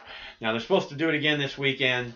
I have a video about it. It's a very impressive video. It looks really cool, but it looks very theater-ish too, and something about that just doesn't work for me, you know. And I'll play that video for you momentarily. I don't want to stop. It looks like we found some good live footage here. I think this is live. It keeps. I'm not sure how this works. Is that cops? Cops on horseback? Yeah, cops on horseback. Wow. Or are those llamas? Are those cops riding llamas? Shit, man, that's some fucking scary shit, dude. Those cops on the horses, they can really fuck you up.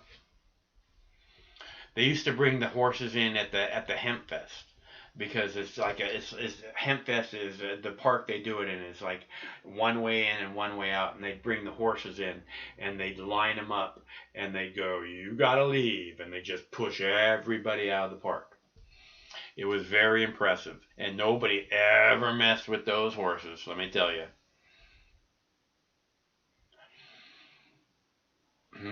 What do we have here?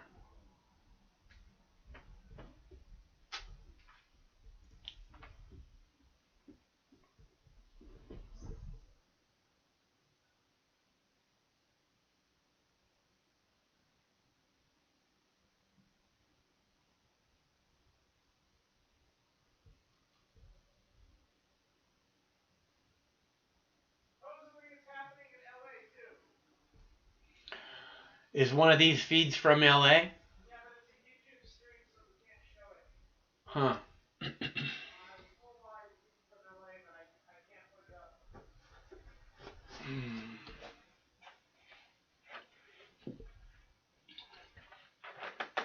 Well, I haven't seen any footage from LA yet, but Craig says there are also protests going on in Los Angeles. And that's the whole thing, you know. I mean, and I honestly believe this is what the Occupy protest really brought out, was the over intrusive brutality of the police state. You know, watching Scott Olson get a tear gas, two tours of duty in Iraq, veteran Scott Olson, you know, standing with an American flag in his hands, get a tear gas fucking canister dunked off his head. Fucking assholes. You know, this is America. This is what has to stop. There's no reason for America to be this way. The people of America are good, and you can call them rioters or whatever it is you want to call them, Tucker, but I guarantee that they're better people than Tucker is. You know, Tucker is fucking Tucker stands up and talks about how much he wants to fight for fucking freedom. You know, day after day, and then the people go into the street, and he just focuses on this negativity that he can push onto them. You know, saying, "Oh, the people are all rioters. Those people look like rioters. Those people aren't rioting. Okay, they're standing up and demanding a better government. You know, this bullshit can't continue." So, and again, I long before this ever happened, so many times I've said you got to support the protesters. The protesters, you know, they're proud Americans that are putting their lives on the line because they're standing up against a police state, an ultra-violent, heavily armed police state. And a proud American tradition, you know, trying to do the right thing by everyone. So please support the protesters. Don't fall into this media fucking bullshit where they start, you know, vilifying the protesters again and again and again. Because we've seen it happen so many times, you know. Those people look like they're somehow a problem to you. They're not a problem to you or to anybody except for the police.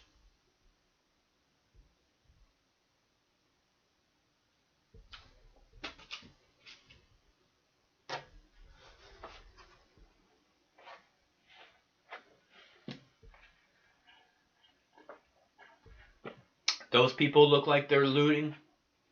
Do those people look like they're looting? They don't look like they're looting. They don't look like they're carrying a fucking thing to me. Except for a couple of signs here and there. You know? So, I don't know what you're talking about. I mean, yeah, there's gonna be people. Yeah, I sound like that. Support the protesters? Are you serious? You think that that's what MSNBC stands for? That's what the MSM sounds like? Support the protesters? Give me a break. Is that what Tucker was just doing? Saying support the protesters? Isn't Tucker MSN? MSM?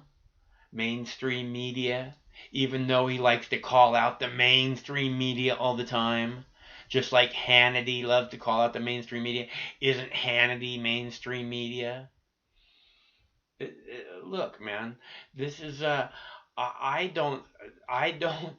have never ever seen the media say support the protesters. And you want to know why I take it so personal?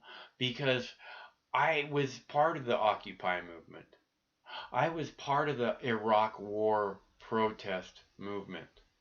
I saw those people bashed again and again and again by the media. I saw them ignored again and again and again by the media, like nothing was happening. I saw the mainstream media take a protest of tens of thousands of people and film it instead of down the street so you could see all the people. They filmed it directly across the street.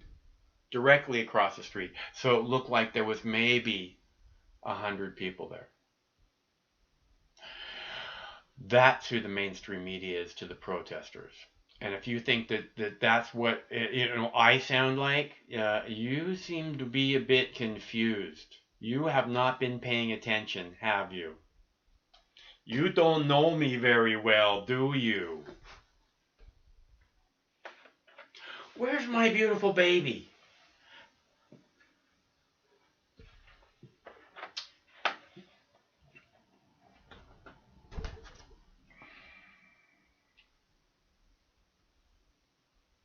There's your stinking riot. I don't know. I don't know what's happening here.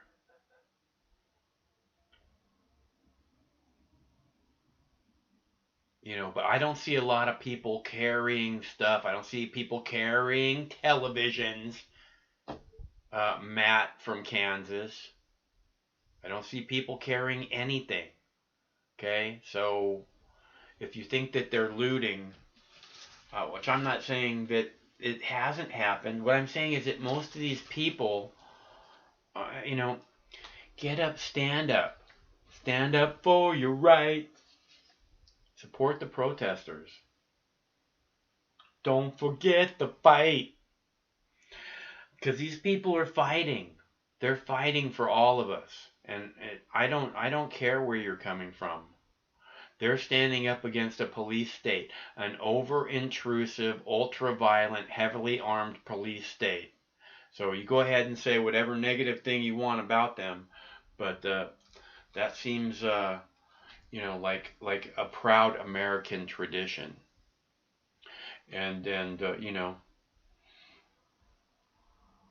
I really wish that you guys would show them support if at all possible. Because again, they're not all the rioters. These people aren't, It looks like maybe things are quieting down a little bit. I'm not sure. It looks like it might be settling in. If there's anybody out there from Minneapolis, I know we have some viewers in the Minnesota area. We'd love to hear from you. The telephone number is 805-669-6397. Or if you can call from wherever it is you are, and we'd love to hear from you too. Otherwise, I am probably going to play a video. That way I can warm up the bong without having to wail. Because that's what my bong sounds like. But I want to play this video real fast again. Not again, but I want to play this video because you guys haven't seen it yet. It's a quick video. Watch.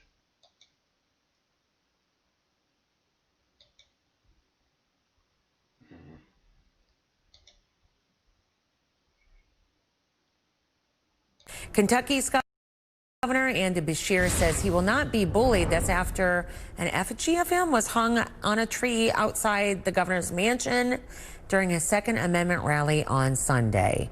He called it vile and evil. Standing on the other side of the glass from where I raised my kids and hanging me in an effigy, that's an action intended to use fear to get their way. This small group, way less than 3%, is trying to bully everyone else into doing what they want us to do. The 3% that the governor refers to is a Second Amendment group called the 3 Percenters. Both Democrats and Republicans have condemned the group's actions.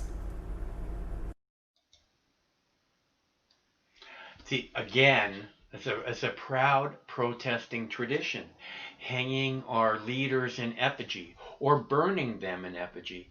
I've posted many videos of all kinds of leaders: Barack Obama, Donald Trump, Andrea Merkel being burned in effigy. And I think again, this is what it means to be top of the food chain. This is what it is to have the right of free speech, which is a birthright. Again, just to make clear, this is what it means. It means, you can live your life. You can say the things that you need to be said, that you feel have to be said, you know, and you have the right to do it, you know, and these people, you know, they're doing what they feel needs to be done, you know. So I can understand frustration, but you know, is that the cop? Is that a police station? I don't know if that's a police station or not. But you know, the people are only, you can. Last night's show, I said there is such a thing as blowback. Blowback is a real thing.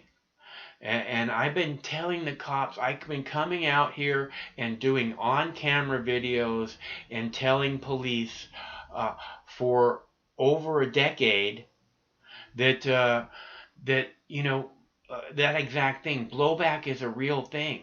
You know, there's these universal truths, and one of them is for every action there is an equal and opposite reaction.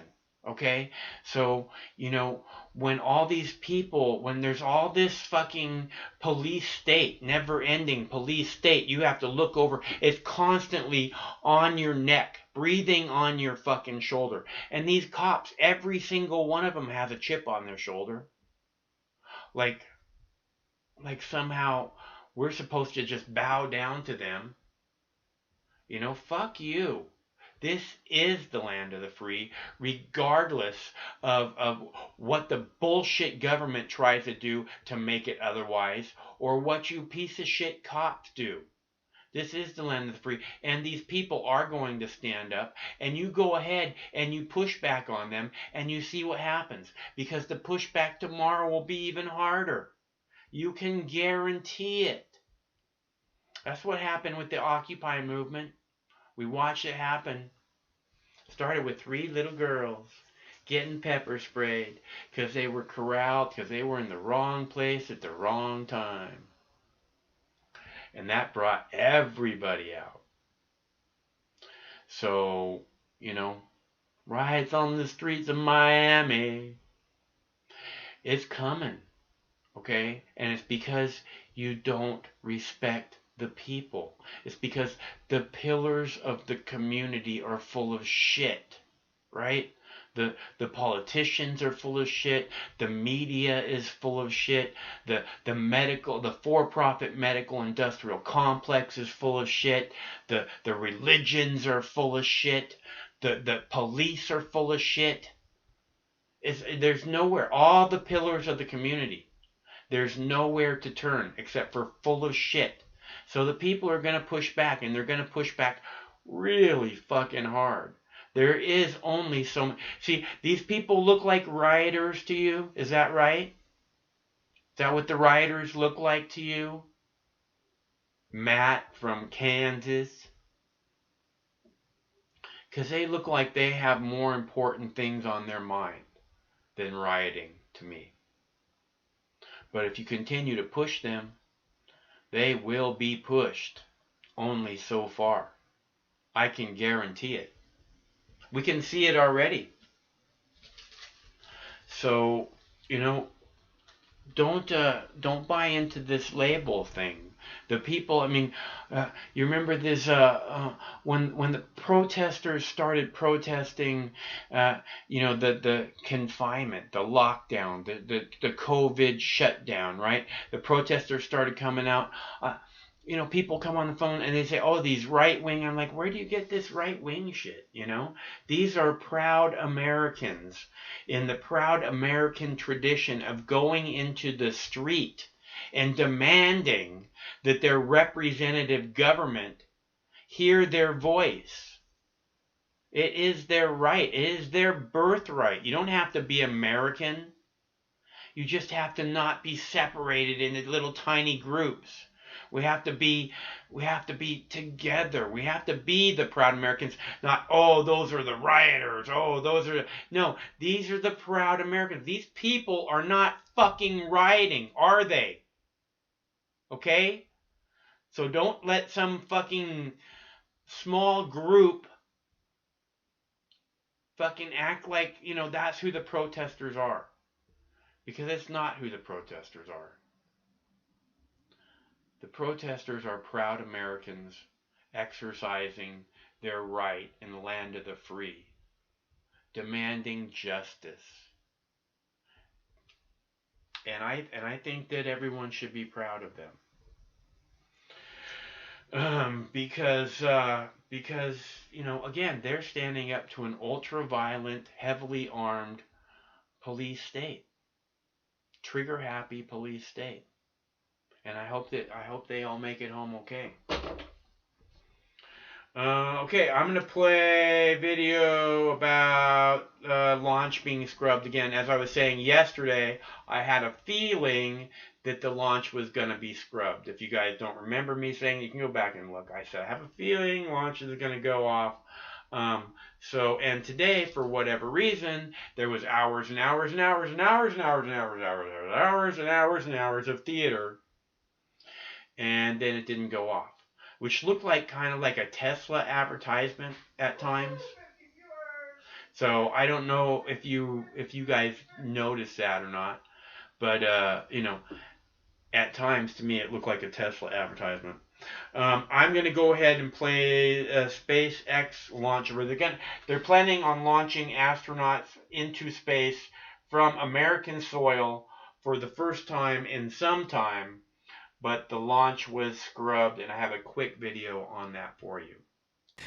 We move on tonight, and all eyes today were on Cape Canaveral. America set to witness an historic return to space, launching astronauts from U.S. soil for the first time in nearly a decade. They spent the last 2 weeks in quarantine because of the virus, but minutes before liftoff late today, the launch called off for now. ABC's Gio Benitez from Cape Canaveral on what they're planning now. Tonight, with bad weather bearing down, it was touch and go right up until the last few moments before that historic launch. Against SpaceX, unfortunately, we are not going to launch today. But still, moments we've never seen before in America. Veteran NASA astronauts Bob Behnken and Doug Hurley walking out in their designer flight suits, giving the thumbs up. Their wives, who are also decorated astronauts, and their children, giving them air hugs, wishing them the best of luck. The crew taking Teslas for the traditional ride up to the launch pad, that emotional moment with their families, putting their hands on the windows. The astronauts arriving on launch pad 39A, the same one that sent people to the moon and launched the Space Shuttle program. Behnken and Hurley boarding SpaceX's Crew Dragon atop the Falcon 9 rocket. SpaceX, created by Elon Musk, looking to become the first private U.S. company to put astronauts into orbit. And there they are in view of the launch pad, so no doubt he's looking at the window. President Trump flying by aboard Air Force One, getting a spectacular view. But with less than 20 minutes to go, launch aborted. And David, the next time they can launch is this Saturday at exactly 3:22 p.m. The astronauts will go back into quarantine. Until then, David. All right, Gio Benitez with us live tonight from Florida. Gio, thank you.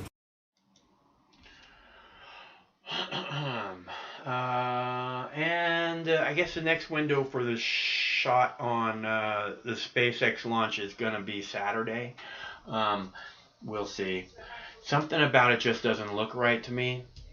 So I'm not certain that's going to go off. But there seems to be, the protests seem to be continuing to go on here in Minneapolis, and it looks like the cops are setting up for something to me. It looks like the cops are all lining up over there, and they are getting ready for something. So hopefully they'll be, I've already seen them launching tear gas and shooting pepper guns and launching fucking grenades and shit. The black balls. So, and those black balls are fucking nasty, and they hit innocent people constantly. So it's really kind of disgusting.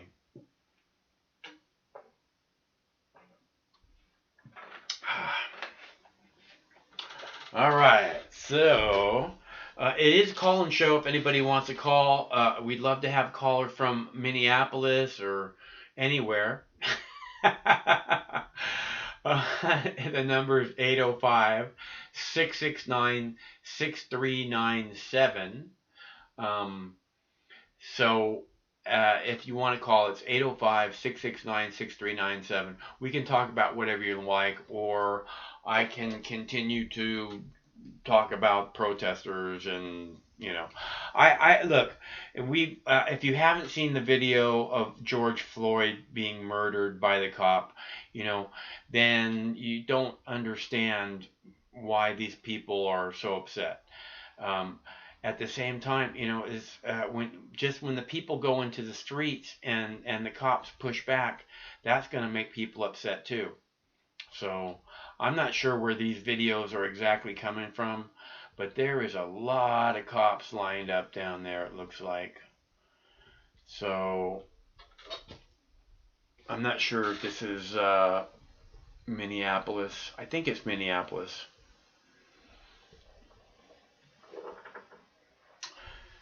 So I have more videos to play since we don't have any callers at the moment.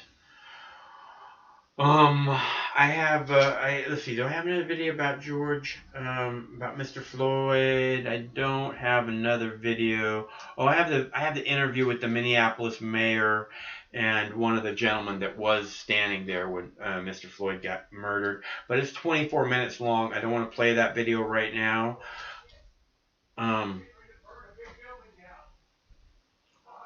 What's that?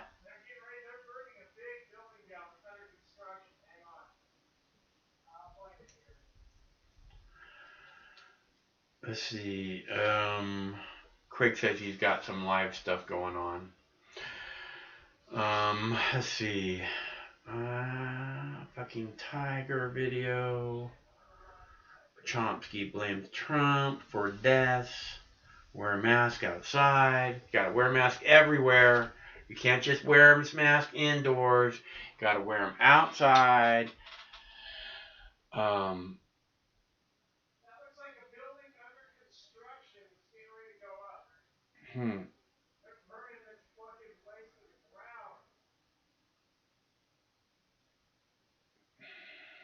Craig says that looks like some kind of building under construction that's being lit on fire, apparently. So you know what we're seeing, everybody. I just want to keep you guys updated so you can see what you're seeing. Again, this is the angry youth. You know, you see the other people, the other people that are in the streets, and they're not these same people. Okay, and they're just demanding again that the voices be heard. You know, by their representative government. And this does not look good.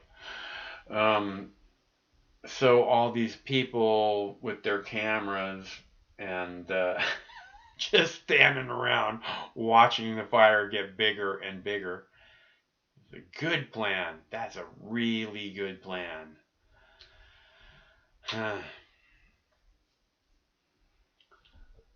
So I'd love to have a caller. Otherwise, I'm probably going to play a video about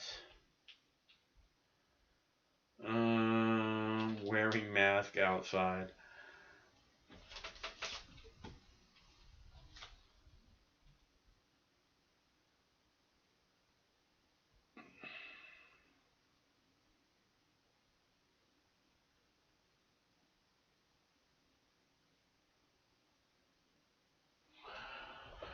Yeah, I'm not sure exactly what we're seeing, so, but it looks like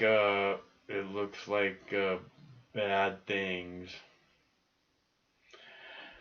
This is live. I don't know. Do you know if this is Minneapolis, Craig?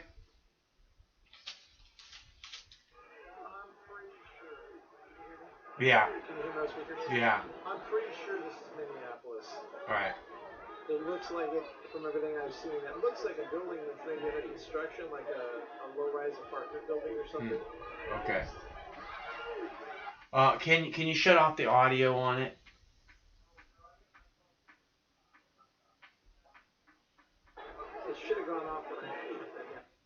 Oh, huh. So it's not streaming? The audio is not streaming out? Okay. Because I don't know what those people are saying, and I don't want to have to be responsible for what they're saying. So, man, I am glad that I'm not in Minneapolis right now. I love Seattle, though. I don't want to be anywhere else. Although Minneapolis sounds like a really awesome place to visit. If you get a chance, I think it would be a very, very, very cool place to visit. And I'll tell you why. Because from what I hear, they have like an awesome music scene. So if you're into live music, I think you can go there and have a really good time.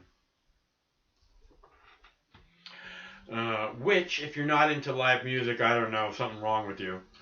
Although you might not want to be around crowds of people. That's kind of understandable. But I love live music. I love music, you know? And it's always fun to be there when, you know, listening when people are doing cool stuff. I've seen Ween live 4 times. Man, I'm telling you, I can still have the guitar stuck in my head. This one time when it's just like, it's like still in there. I can still feel it. I love it. Nothing like them. Bike cops. Never get too close to a bike cop. They will fuck you up. Okay, so I'm going to go ahead and play another video because I want to get the videos done, and then we'll decide what to do next. So I have another video for you. Since there's no callers, I have another video for you to play about wearing masks outdoors.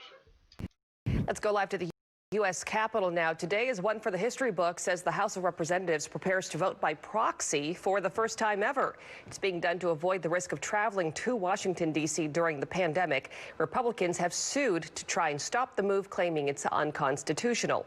The Constitution requires lawmakers to be present when voting. Well, to wear or not to wear a mask, that's the debate all across America, but especially in political circles, even though government scientists encourage their use. Chief political correspondent Scott Thuman shows us how a simple face covering has become a controversial symbol. They've gone from a statement of protection to one of politics. Masks, who's wearing them and why. Dr. Fauci today said it's just what we should be doing. I wear it for the reason that I believe it is effective. You wear a mask, they wear a mask. You protect each other. Though the president has tried to avoid being seen in one and questioned his rival Joe Biden for doing so while outside. He's a fool, an absolute fool to talk that way. I mean, every leading doc in the world is saying we should wear a mask when you're in a crowd. Then there was this exchange with a reporter on Tuesday. Couldn't hear you.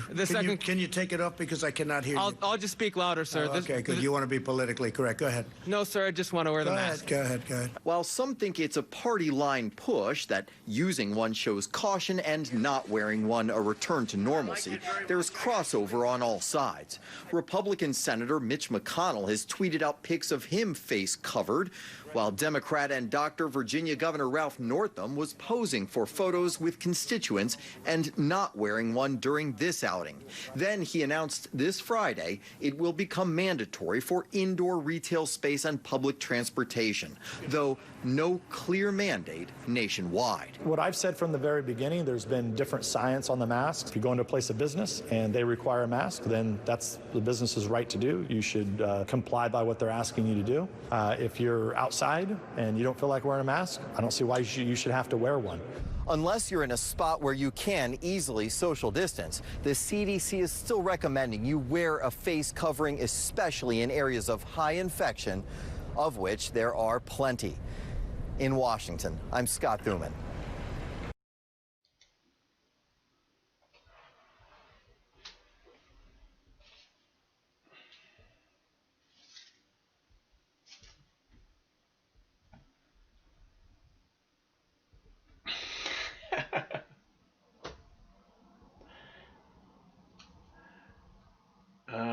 Okay, so let me see.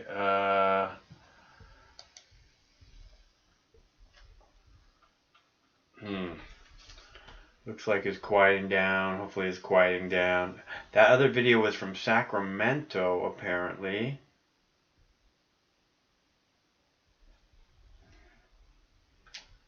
This is supposed to be live in Minneapolis. That tear gas over there? Looks like tear gas. Maybe not. Maybe it's just weird lighting.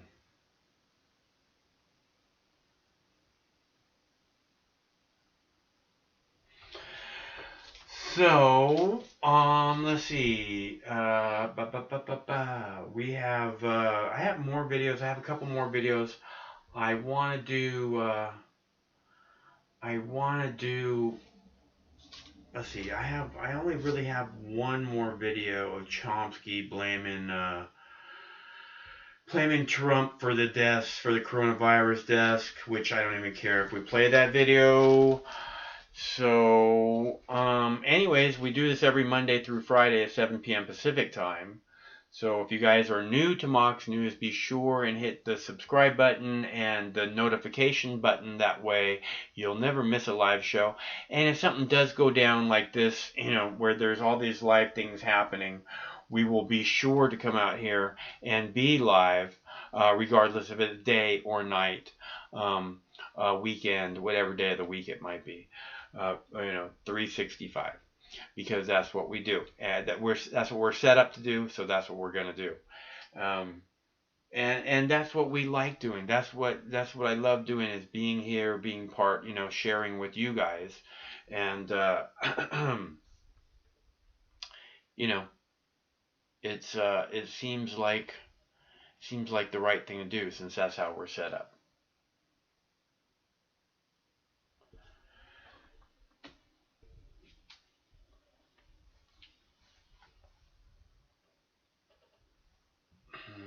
Okay, so I am...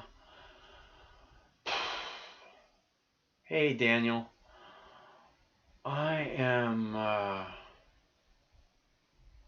not getting any calls. So if we're not going to get any calls, I feel like, I don't know exactly what's going on in these videos. I'm not sure where they're at. Obviously one of them at least is from Minneapolis. There was video. I don't know where the fire was that we were looking at a minute ago, but I believe that might have been in Sacramento, because there was protesters. Sacramento. I don't know how you fix that. Craig knows how to fix that.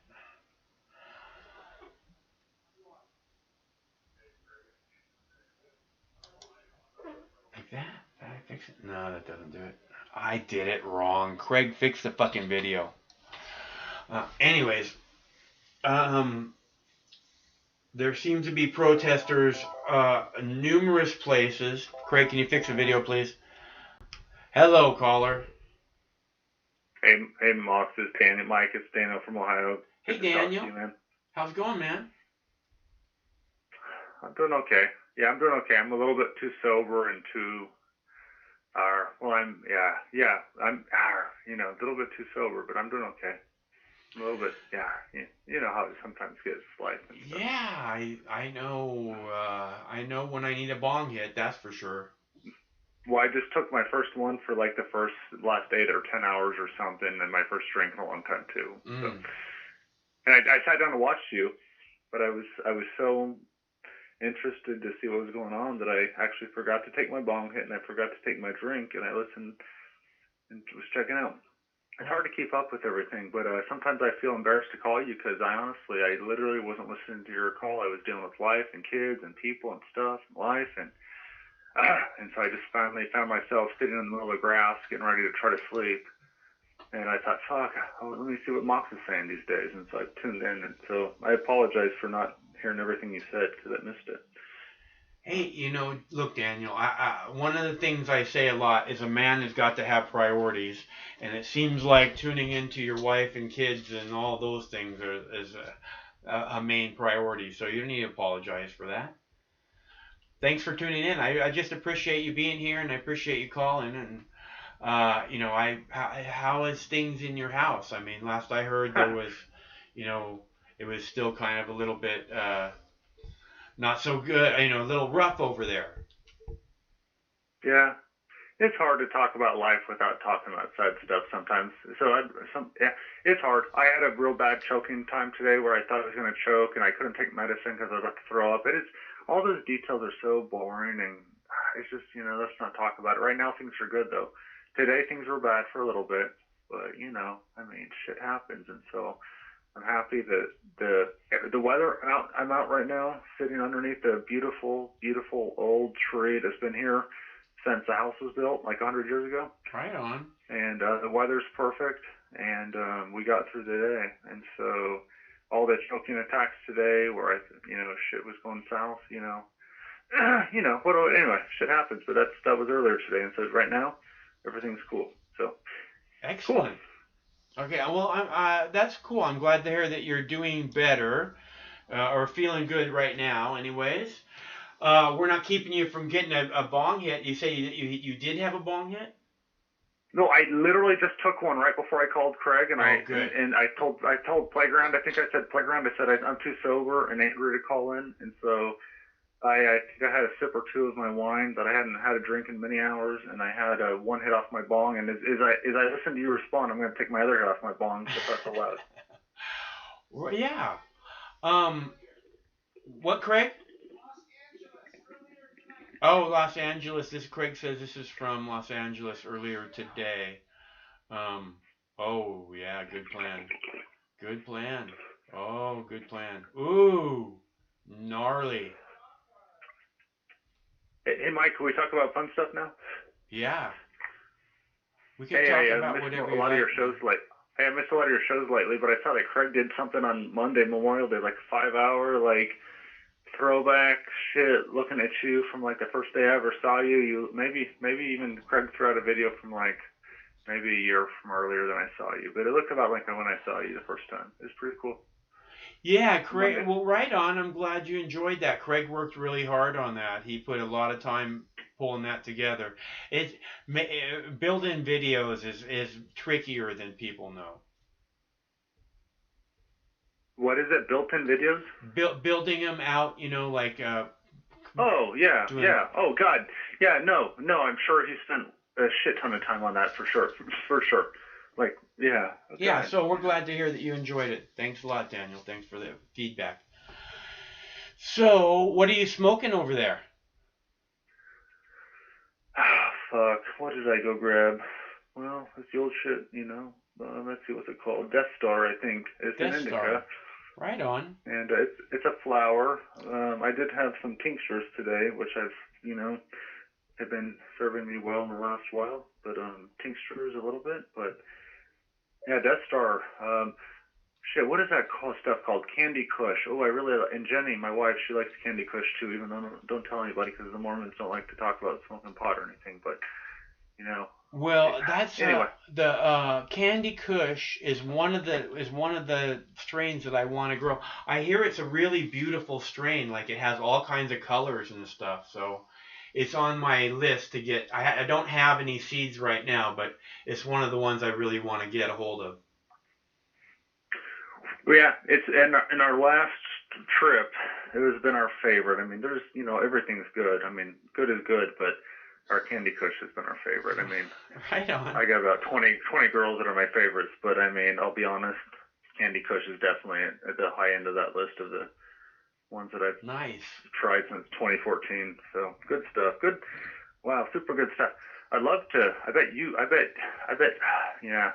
Anyway, it's awesome. It's awesome the people that could grow it themselves. I was watching that video of yours today with Craig showing your plants and shit, and I was just thinking about growing it good, doing it well, doing it right, and consuming your own product and your own produce. And I was just thinking how holy, righteous, good, and true that whole concept is of just freedom and doing it yourself and being allowed.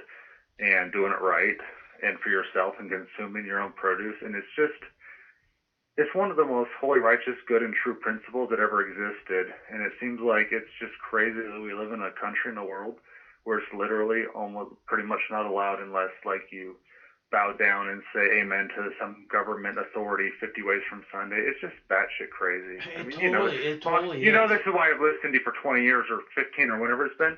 It's because you've been preaching the good gospel of the batshit crazy, what the fuck are we doing, since the day I saw you. And so that's the cool part, is that we agree on a lot of things, a lot of us. So that's cool.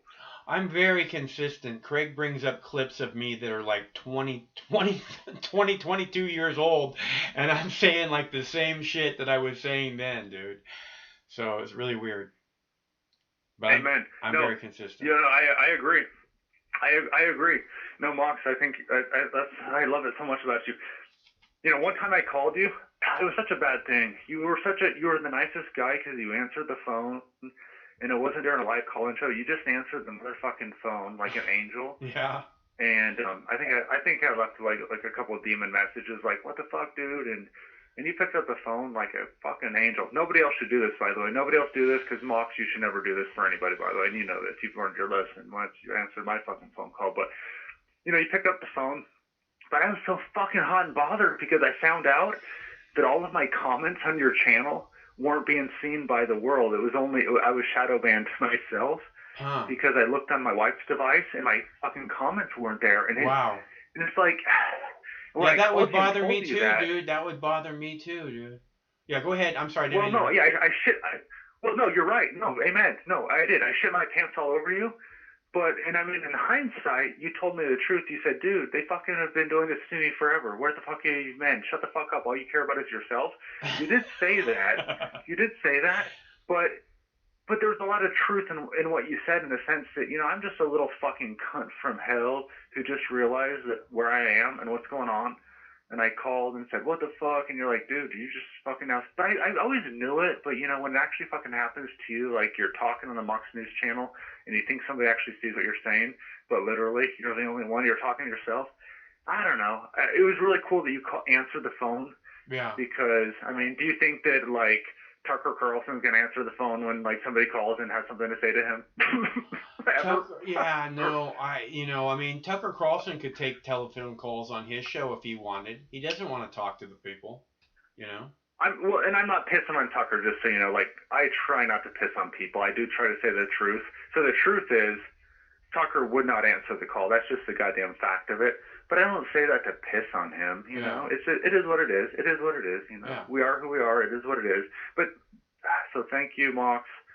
A year or two ago, when a drunk, stupid, fucking pissed off Daniel from Ohio called you in the middle of the night and said, why the fuck are my fucking comments not being seen on your channel? And you actually took my call. That's one of my favorite things I'll ever remember about you, is that you took my call. You know, Daniel, so many people are like, oh man, you're banning my fucking comments. And I'm like, I don't do that. I mean, I literally, if someone posts fucking, porno spam, they get banned, you know. None of their shit gets seen. But that's it. It's not like you can say anything you want about me, and I guarantee you I've heard worse. You know? So go for it, dude. Wow. Well, shit, fuck. Hey, that's nice of you to say all the good stuff. Mox, I have like a million things to say to you, but I don't think I could say it. Hey, you know what, Mox? Just so you know, I want to say, could I say one or two things? I won't say bad words if I can. I won't say bad words. Yeah. Hey, I if they come and kill me tonight, I want to make something really clear. If who comes and kills you? Well, the fucking cunt motherfuckers from hell who would come and kill me. Those people. Oh, okay. Who else would come and kill me? Well, I think the cunt motherfuckers from hell are a little bit busy this evening, so why don't you just relax and not worry about that tonight? Oh, I'm not worried. No. Oh, Mox, good. I put earplugs in, and the dog Blue came and told me not to worry and all that. You remember the story. So yeah. I don't worry. I don't worry because I'm not afraid. So, but anyway, so I am afraid. I'm afraid for everybody, Mox. Do you like to see innocent people suffer? No. Of course, I know the answer is no. Yeah. Right? No. Well, have you spent your whole fucking goddamn life, Mox, watching innocent people suffer, yes or no? I know the answer is yes. Yeah. Okay, and so that's what I fear for, is I fear for innocent, suffering people. And I've spent my whole life watching it, and I've watched you for almost half of my life because you speak about fucking innocent people suffering. And so I don't fear for myself. I mean, I could die today or tomorrow or whenever. I almost felt like I was going to die today, and it felt so good. It felt so good, the feeling of just dying. It's such a good feeling sometimes to think about leaving this fucking place. It's really something since I was 5 years old. I'm 40, but since I was 5, I've had a daydream about getting the fuck out of here. But for some reason, I just stay here until it's, somebody fucking puts, until it's done. I'm not going to do it, somebody else is going to do it. I'm here until it's done. I'm here until it's done. But the point is I don't have fear for me so much in that sense. Like I wear I tell my customers I wear earplugs so I can sleep well. And they're like, well, aren't you afraid if somebody breaks in the house? And it's like, what? What are they going to do? Break in the house and shoot me in the head? Am I supposed to be afraid of that or what? Yeah. You know what I'm afraid of? I'm afraid of my fucking government above all else. I'm afraid of absolute batshit fucking crazy people who think they're holy, righteous, good, and true and doing like the Lord's errand or something. Yeah. And they're fucking demons from hell doing the worst shit this world has ever seen. And Mox, I'm not afraid of dying. Like if they want to Anwar al-Awlaki me and send a fucking drone into my house, it's literally literally the least of all of my concerns. Yeah. Like I have zero concern of them sending a drone to my house. Yeah. Now, do you know what they actually fucking do? They stick people in solitary confinement for 10 and 20 and 30 years on end, and they torture them, is what they actually do. Yeah. And these people don't want to fucking eat, and they torture feed them with force feeding, which is one of the most inhumane things I've ever consumed in my life. Yeah. And we do that. People who would rather not eat in our custody and die voluntarily not eating, we torture them by force for year upon year to force them to live in our hell that we've created so that they fucking live longer and longer in a solitary confinement prison that we pay for. And you know what, Mox? You know all of it. I mean, obviously you know all of it. Everything that I'm saying, you know it, and you know it much more. We're not even paying for it. My great-grandkids can never pay for what we are doing. It cannot be paid for. It is unpayable. And as long as I've been alive, I've been watching us as a people do that which is unpayable. And everybody tells me to shut the fuck up and toe the line and stop talking shit. And I'm fucking sick of it. And that's why I listen to you and that's why I call into you, is because literally you're like one of maybe less than 5 people I could think of in the entire world that I can call and say these things to.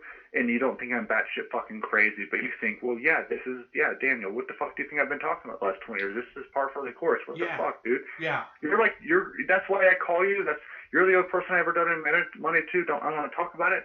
And I haven't donated much, and I'm sorry, but everybody It's all good. It's all but good. the point is, you donate more than your share, Daniel. Thank you very much for all your help. Well, that I do know. What you just said there, more than my share, that I do know is true. But I don't want anybody to say anything good about me, because it's not about me. It's about the cause that you've been fighting, the cause of all of us. Someday this war will end. And that's why I subscribe, and that's why I listen, that's why I call, that's why I donate. Mox, I have a small YouTube channel. I don't want anybody of your callers to look at my YouTube channel because I'm a stupid fuck from hell. But just so you know, on so many of my videos, I called you out and I said, guys, listen to Mox. And you know what? I called out a lot of people and I said whatever. And later I found out, I wish I hadn't made, but I never felt bad about calling you out. I probably called you out more than any other YouTube channel. Mm-hmm. And I never felt bad about doing it. And it's because it's not about you. It's not about me. It's about the message of freedom. And someday this war's got to end. But we got to pull our fucking heads out of the sand and stop being little fucking dipshit fuckers from hell. And for fucking goddamn Pete's sake, would somebody please call Mox and say amen or something? Or we gotta get some priorities, man. We gotta get some priorities. This is just bullshit. What's happening? I mean, this is the direction we're headed is horrible, and it doesn't seem like anybody's trying to steer it somewhere else. Well, yeah. Well, so Mox, you say it doesn't seem like anybody's trying to steer somewhere else.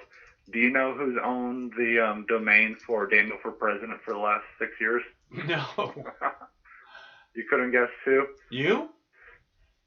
Well, who else is named Daniel from Ohio calls in and talks to you? I don't know. I think there's other people, but. Well, I would never want to be the president. It sounds like the worst, most awful job in the entire history of the world. I love how Craig started his show on the Memorial Day show, showing President Bush saying something. If there was a dictator in this world, well, it'd have to be me or whatever. This country wouldn't be so bad if it was a dictatorship, as long as I get to be the dictator. Yeah, well, it's an irony that's pretty interesting. But I'll tell you what, being the job of a president for me is absolute fucking shit from hell. And for me, well, here's the thing, Mark. I wanted to say something, Mark, and I rambled, and I have like a million points to say. But can I say like 2 or 3 things? I don't have nothing's planned, just so you know. I don't know what I'm going to say, but there's sometimes feelings come into my heart that I want to get off my heart. Sure, Daniel, no problem, man. Thank you. Well, hey, let me just say something real simple. I feel like you're going to cut me off, so I just want to say this as simple as I could. I don't have anything negative to say against Masons as they were, just like I don't have anything negative to say about Mormons or Muslims or Catholics or any, quote, group of people. And about Masons as a group of people, I am not a Mason, just so you know. I am not a Mason, just so you know, okay? I was born in the Mormon church. I was raised in the Mormon church. I went to the Mormon endowment ceremony. I did it after they had the oaths where you promised to slit your throat like the Mason oath is or whatever. I went through it after they did that. I am not currently an endowed member of the church. I don't, I serve as a secretary for the organization of the young men, because they asked me to, and I said no at first, but then I said, fuck, okay, if you want me to, I will, but, I hadn't gone to church in years, okay? So that's who I am, and that's where I'm coming from. So I'm not a hater of Mormons, and I'm not a hater of Masons, because I came from the Mormons, and some of my favorite people in this world, I think, are Masons, even though they don't talk about it. It's like a secret thing they have.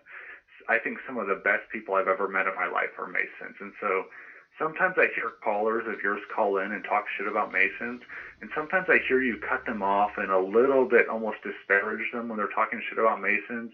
And I don't think you have like some sort of love for Masons at all. I think you're like a straight shooter. But I just want to let the people know where I'm coming from, that for me, it's not about the labels. Like you said I was listening to your call-in show of 5 hours today when I had a moment. Yeah. And you were like shitting your pants about the labels like a year or 2 ago on the show.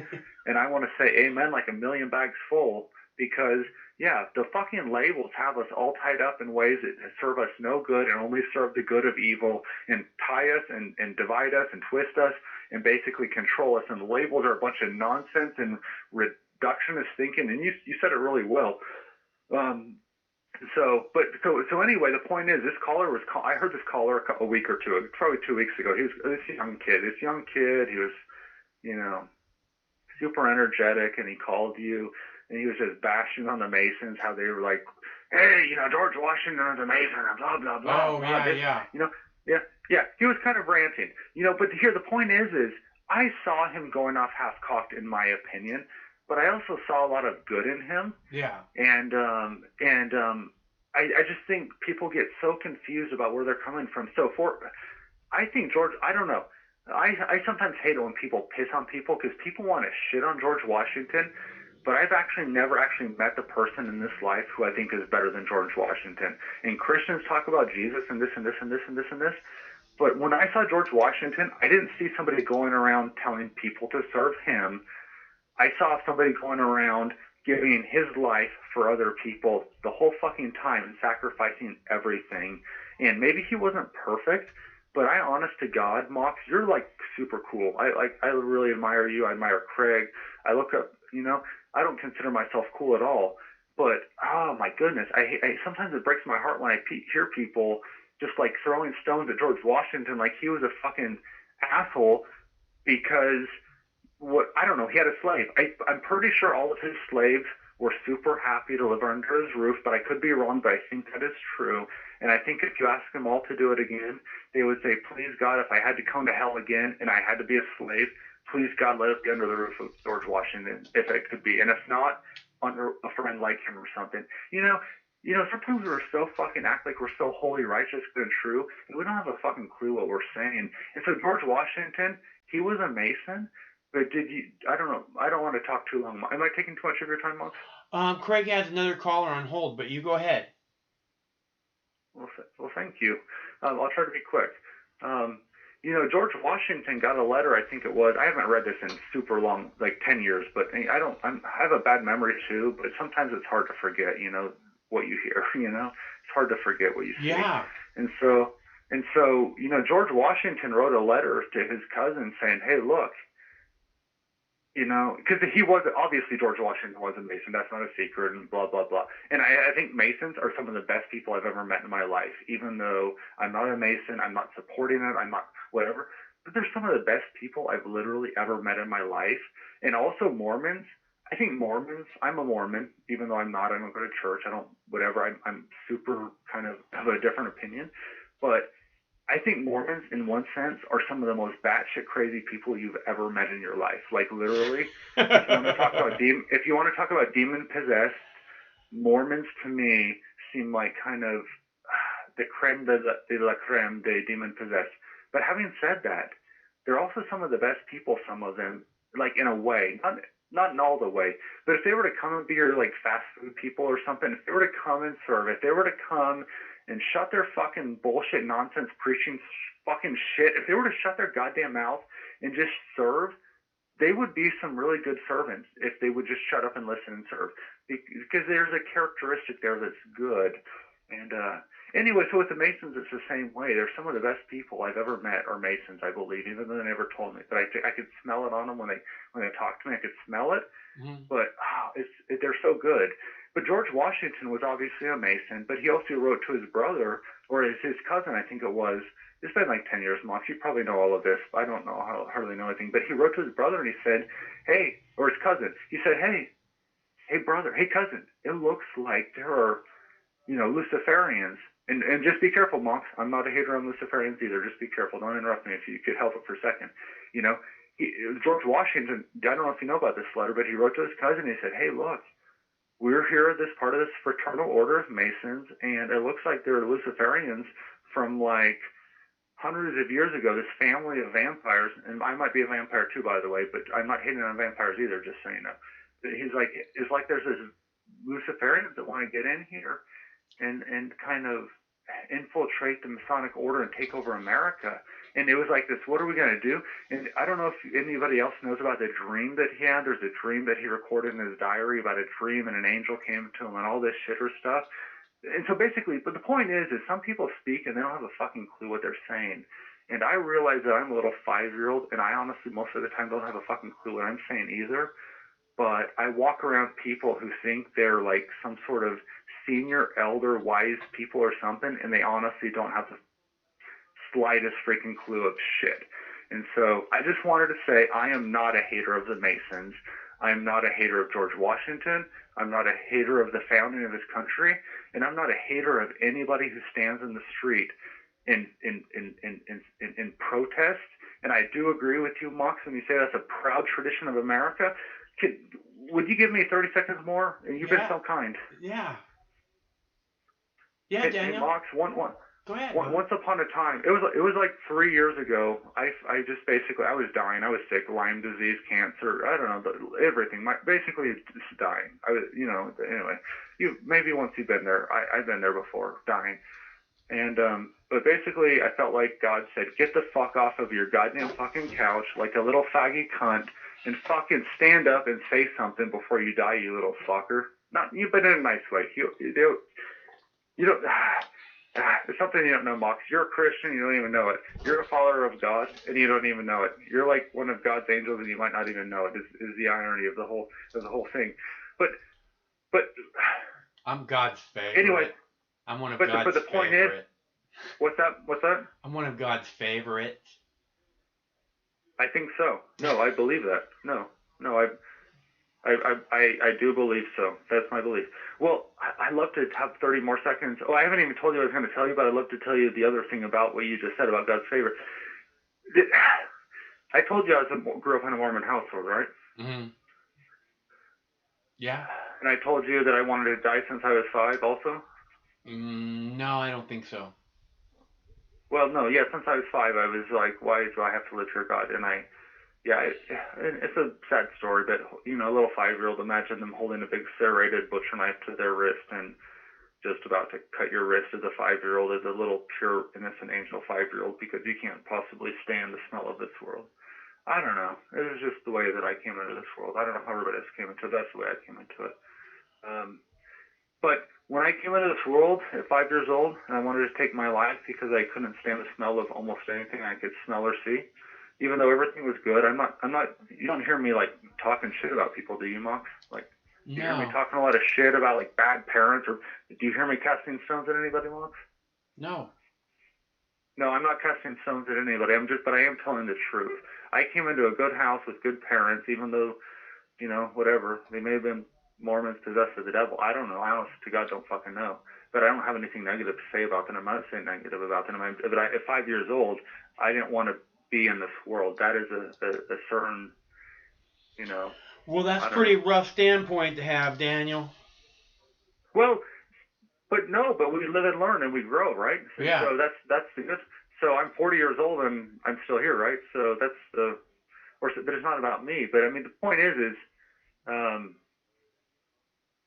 I forgot what the point was, but it's not about me is the point. So I'm sorry, it's not a rough standpoint. You've never ever felt bad and said, "Fuck this! Oh Jesus, really? Another day? Do I have to be here? Okay?" Or you love every day you got here? No, I used to think about suicide constantly, but I mean, so much so that I would think every day about a new way to kill myself, and I would laugh half the time at what I was thinking about.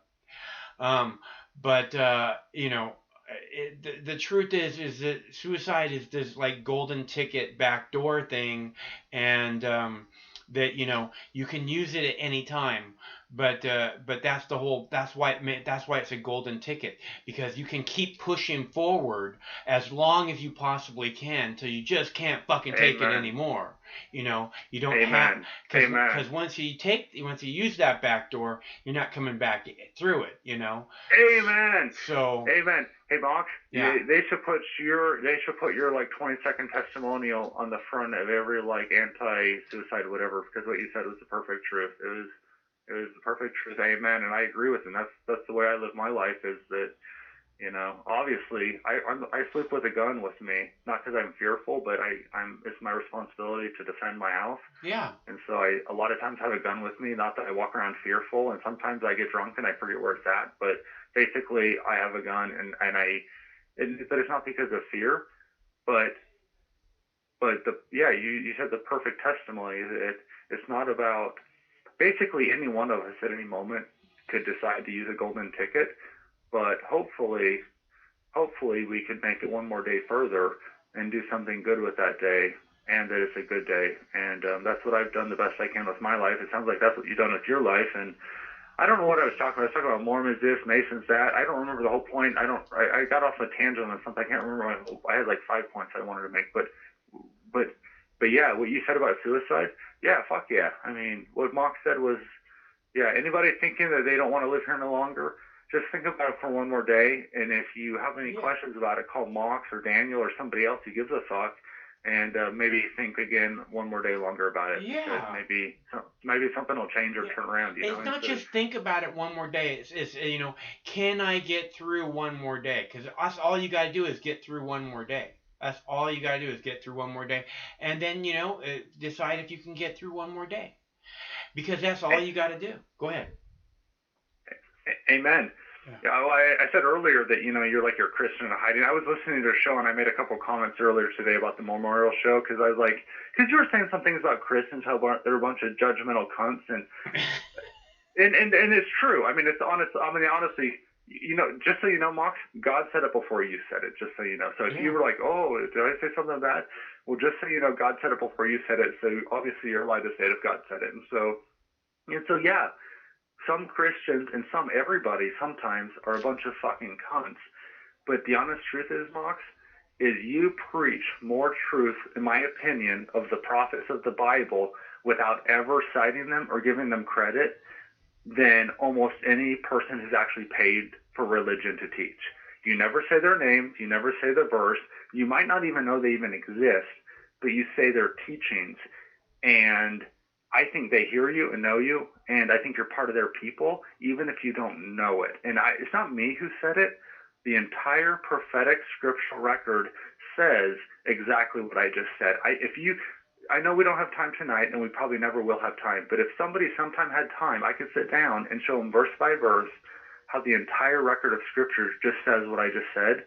And what you say, Mock, sometimes is exactly what the prophets have said before you. And it is true that sometimes stupid fucking cunts, whether they're ill-intentioned or good-intentioned and just stupid, I'm not the judge, you know. That's why the name Daniel is God is my judge, right? It's not God is my judge, right? And so I can't judge what their intention is, but sometimes people say absolute nonsense and they sell it as the word of God and they preach it and they tell people to be fearful and they say, if you don't do this, you're going to go to hell. And if you don't do this, and you got to do this, you got to do this, you got to do this.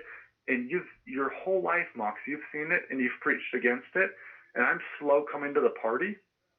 But as I've actually read the word myself, the prophecies myself, and understand them better than anybody who's ever taught them to me, I know that basically the preachers of religion today, most of them are full of shit up to their eyebrows, whether they know it or they don't know it. And the fact that they sell their fucking word they sell it.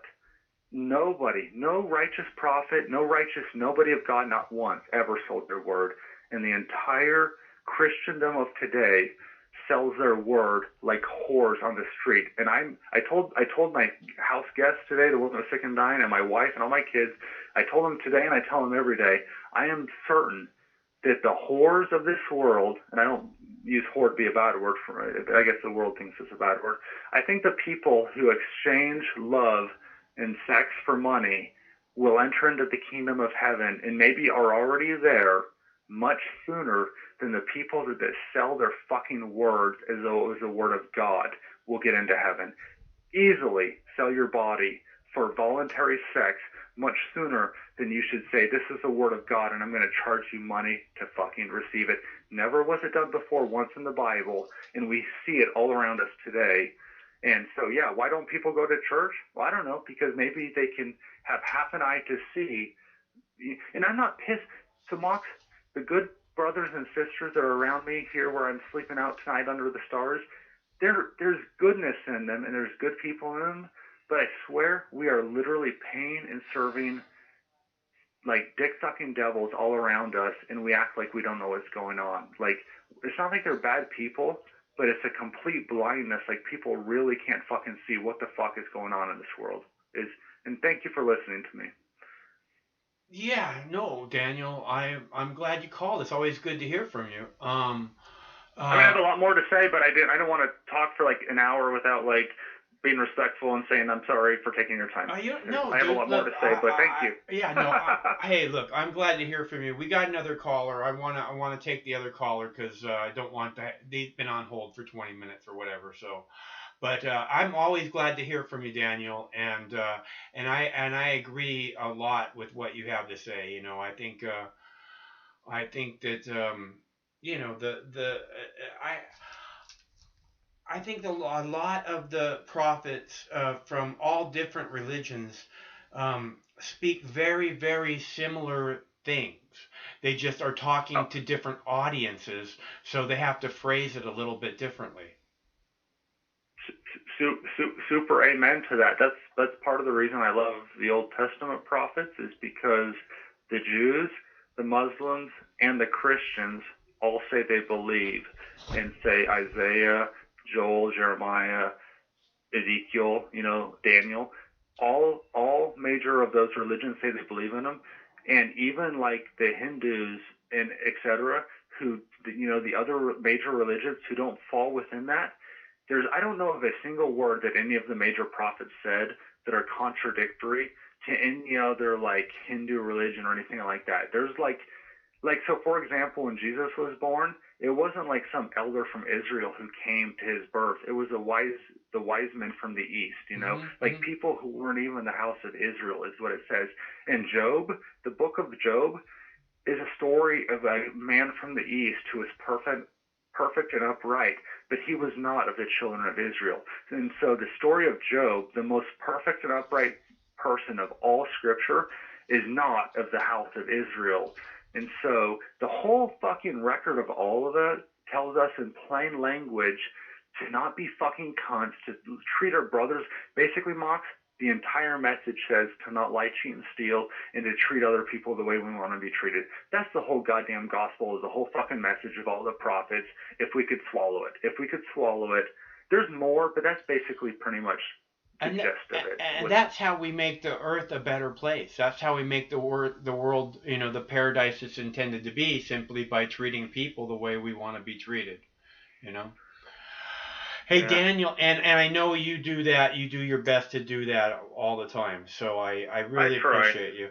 Listen, I want to get to this other caller. So it's good to hear from you. Okay. All right. Amen. Bless you and your crowd and everybody who's trying to seek freedom on this earth. Amen. Thank you, Mox. All right. Talk to you soon, I hope. Stay cool. All right. See ya. You too. That's our buddy Daniel from Ohio. And I think he's right about the prostitutes getting into heaven. From what I understand, Jesus is a big fan of prostitutes. Probably a killer party going on in heaven. and I guarantee that there will be lots of hookers there. So, you know. Like I said, Jesus is a big fan. It's in the Bible. Don't you people read? Hello, caller. Hi, how you doing? I am doing good. Who is this? This is Adam. Hey, Adam, it's good to hear from you. What's going on with you? Man, I was calling about those massive crowds of protesters. They're sure going to be thinking about that in a couple of weeks' time with the coronavirus. It looks like Minneapolis is melting down pretty bad. It looks like there's some pretty big protests in Los Angeles, in California, Sacramento also. Yeah, it's all over the place. And I was going to say, I sure hope someone's told them about ivermectin. About what now? Ivermectin. It's a Japanese drug. There's like half a dozen countries using it for coronavirus now.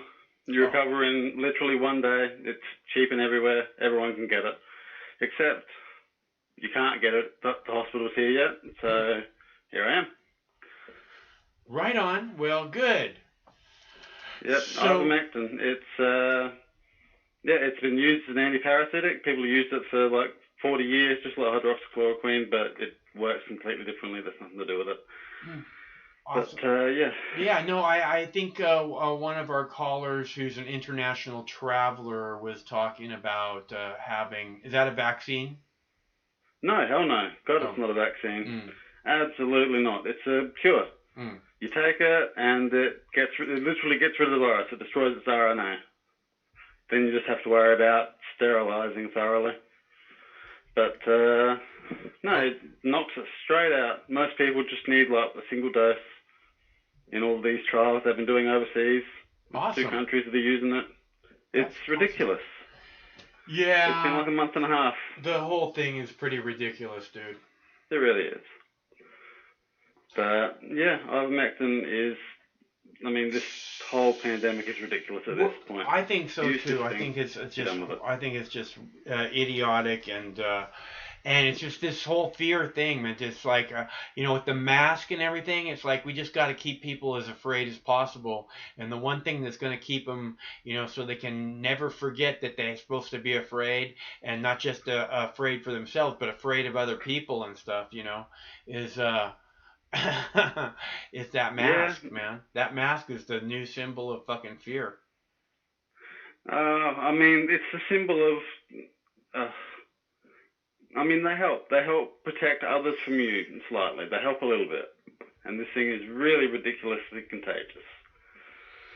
I mean, yeah, the government's exploiting it all too, but, I mean, I'm firmly on the side of wear a mask. The virus doesn't care about politics. Like, it's airborne, it's dangerous, it's a virus. Yeah, well, wear a mask. But, I'm not wearing a mask. I don't know. I'm not going into contained spaces with people that I don't know on a regular basis. So. How regular is the question, isn't it? Yeah, I go to the grocery store twice a month, dude. That's it. Well, at any rate, ivermectin exists, and it cures everybody. They've said you get some permanent damage from it, like your permanent damage is permanent, but ivermectin is the cure. And I mean, like, they ran a trial, and literally the only people that died were the ones already, like, so far gone on ventilators. No one has to die of it anymore. No one has to suffer from it. It's cheap. It's absolutely everywhere. It's safe. Well, good. Hopefully that they'll be using that to cure people here then soon. I hope so. I really do, but I don't know. I don't know either. I think the whole thing is about making money. Cheap drug doesn't sound like something that they want. They want something they can charge, a lot of money for, and fucking you got to have the vaccine, and you got to fucking. It'd be fine if it worked. Yeah. I mean, it wouldn't be fine. No, it's not fine. I don't want anything to do with these fucking people. I hate fucking for-profit medicine. It's fucking horrible. They're evil. They have a fucking alternative motive, and it ain't getting people well, and that's disgusting. Yeah, people got to start looking out for themselves sometimes, and ivermectin is the way to do that. Where are you calling from, Adam? Arizona. Arizona? It's pretty hot there? Oh man, we've had the AC running. It's been very hot here. Yeah. Wouldn't tell staying inside, but it's nice. Yeah, I don't know how you guys do it down. Craig loves the fucking Arizona heat, man. I can't do it. It's just too. I mean, you can't go outside. Your fucking flip flops melt, man. Good thing there's not much need for that at the moment. Yeah, yeah, that's true. Yeah. So, yeah, but it really is ridiculous. You hear all these sad stories, and like this thing is everywhere, and it kills everyone within a day or two, most. Huh. It's so ridiculous. We don't need any of this. We don't need the lockdown anymore if people know and take or are given this drug.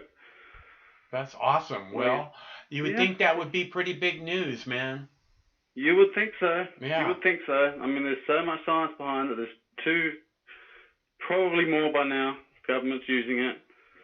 Bolivia's handing it out in the streets. Like, the rest of the world's got the memo. What are we doing? What's happening here is the spread of fear and the control of your freedom. That's what we're doing. They're letting people die. Yeah, well, they're doing that too. That's how you spread fear, dude. I mean, lots of people. Yeah, lots of people. That's how you spread fear. Right? It's pretty obvious. It's pretty obvious that's what their plan is. I mean, today they hit 100,000 deaths in America, and it's almost like a fucking, like when the grocery store gets their millionth customer, and fucking the graffiti comes out, and fucking ticker tape fucking shit falls from the sky, and there's balloons. It's like that's what I expected, because they're like, oh, America's reaching 100,000, a milestone. It's just fucking disgusting. These people are horrible, and their whole thing is fear, and it's not getting anybody better, and it's not making anybody well, and it's not anything other than fear, and control of the general public. Obviously. Obviously. Can't argue with that. Well, I can't argue with that, but I won't. It's more or less what they're pushing for. I mean, have you seen China's taken over Zoom, and all the schools and all the businesses are pretty much using Zoom? Like, you're forced to be subject to Chinese spyware, and they've got Chinese drones flying around. Like, we're being invaded before our eyes. Yeah. War here, and everyone's got their thumb up their butt. Yeah. What is going on? Yeah, I hear you. I think that I see those things happening also. The drones and the Chinese cameras, man. The all the Chinese like all the DVRs that the camera equipments are hooked up to. None of that shit's made in the United States. Well, I mean, after what happened with Hong Kong today, it might be. Yeah. What about Hong Kong? Didn't you hear? They just completely locked out Hong Kong from the current system, by the financial system. They locked them They're out? like North Korea in terms of global participation right now. Oh, is China. that? Huh, wow. So they put Yeah, all a they're bunch out of of stock sanctions markets, on. they're out of trade. Huh. Hong Kong lost their status. Hong Kong was their golden goose. Wow. Yeah, Trump just made a big move today. Yeah, no, the show was originally titled about China and Hong Kong, and I played a video earlier about the protesters being arrested in Hong Kong and stuff, but I didn't hear that they were taken out of the markets and stuff. I mean, I haven't been following that too closely. Like, at this point, China knows what's up. China knows what this virus is doing to us. That's why they're just going around doing these things, because if we continue at the rate we're continuing at, we're not going to be a country anymore. There's going to be so many people dead and maimed from this virus, and it spreads like wildfire. It's not just the flu. Like, yeah, you see the death stats. Do they see what happens to the people after they get it? Like, it's horrible. Nobody wants to risk getting this virus. It's not just death it's got to offer. Yeah, I don't think anybody wants to get sick with this shit, dude. It's and I have heard that it seems to be hurting people very badly. Like there's like the Pentagon has banned anyone that's tested positive with COVID-19 from ever entering the military. So yeah, there's a reason for that. What they've actually said is, please come back in 28 days. Come back in 28 days. Tell us how you're doing then, because this virus is so lethal that if you don't cure it, I mean, I think the death rates are far higher than they're letting on. Huh. Like, since when did people are all on about the statistics. Like, oh yeah, the same number of people died as the flu season, or at least they were a while ago. Like, since when do they dig mass graves for the flu? The numbers look the same on paper. The numbers are wrong. Well, if you're talking about the mass grave in New York that they keep showing, that actually has been around for over a decade. So. Yeah, I know. I mean, that's the mass grave spot, but they still had to start making more. Like, you don't open a new mass grave every single day. Well, I don't know what they do there, but that's some fucking serious mafia shit, dude. Hey, Adam, I got to take a break, so it's good to hear from you, and I hope that things are good where you are, and I look forward to talking to you again soon, okay? They are, actually. Thanks a lot. You too. All right. See ya. That is Adam from Arizona, and I'm going to play the video of Noam Chomsky saying that all this coronavirus stuff Trump is to blame for, and I'll be right back. The United States has more confirmed coronavirus cases than any other country in the world, with almost 1.7 million. It's also on the verge of marking another grim milestone as the number of deaths approaches 100,000. U.S. President Donald Trump has been criticized for reacting too slowly to the pandemic. Some say fatalities could have been reduced if he had taken a different course of action. Taking the new normal to a new level. Churches are closed in the New York borough of Queens, but that didn't stop these Catholic priests from tending to their flock outside. Many are in need of solace. COVID-19 has exacted a devastating toll in New York.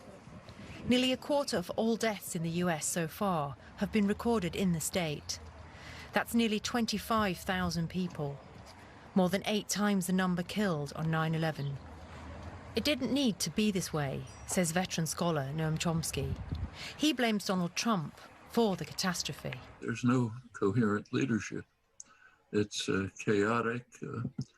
The presidency, the White House, is in the hands of sociopathic megalomaniac who's interested in nothing but his own power.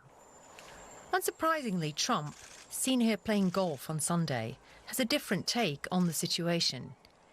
He insists the country is out of the woods and says it's time to move on and open up. All 50 states have begun lifting their lockdowns, a relief for many, especially during the holiday weekend. Each state is easing restrictions at its own pace. But concerns are growing that some governors are pushing to open up too quickly because of the need to rescue the economy. This is fueling fears of a second wave of infections. You know, I'm glad it's cold, because you know what? We don't need this kind of big weekends. Keep away. It's too many people. They can't afford that thing now. Usually, if it was a nice weather, regular, normal time, you can have millions of people. You don't want that. Many in the US may be happy to be getting back to normal, but the virus has not gone away. And experts fear this could translate into more infections and more deaths. More deaths. All right. We'll talk about the situation in the U.S. I'm joined now by Jeffrey Levy. Let's see. Okay, so I am out of videos. Oh wait, I have one more video. Hold on. I have one more video. It's an important one.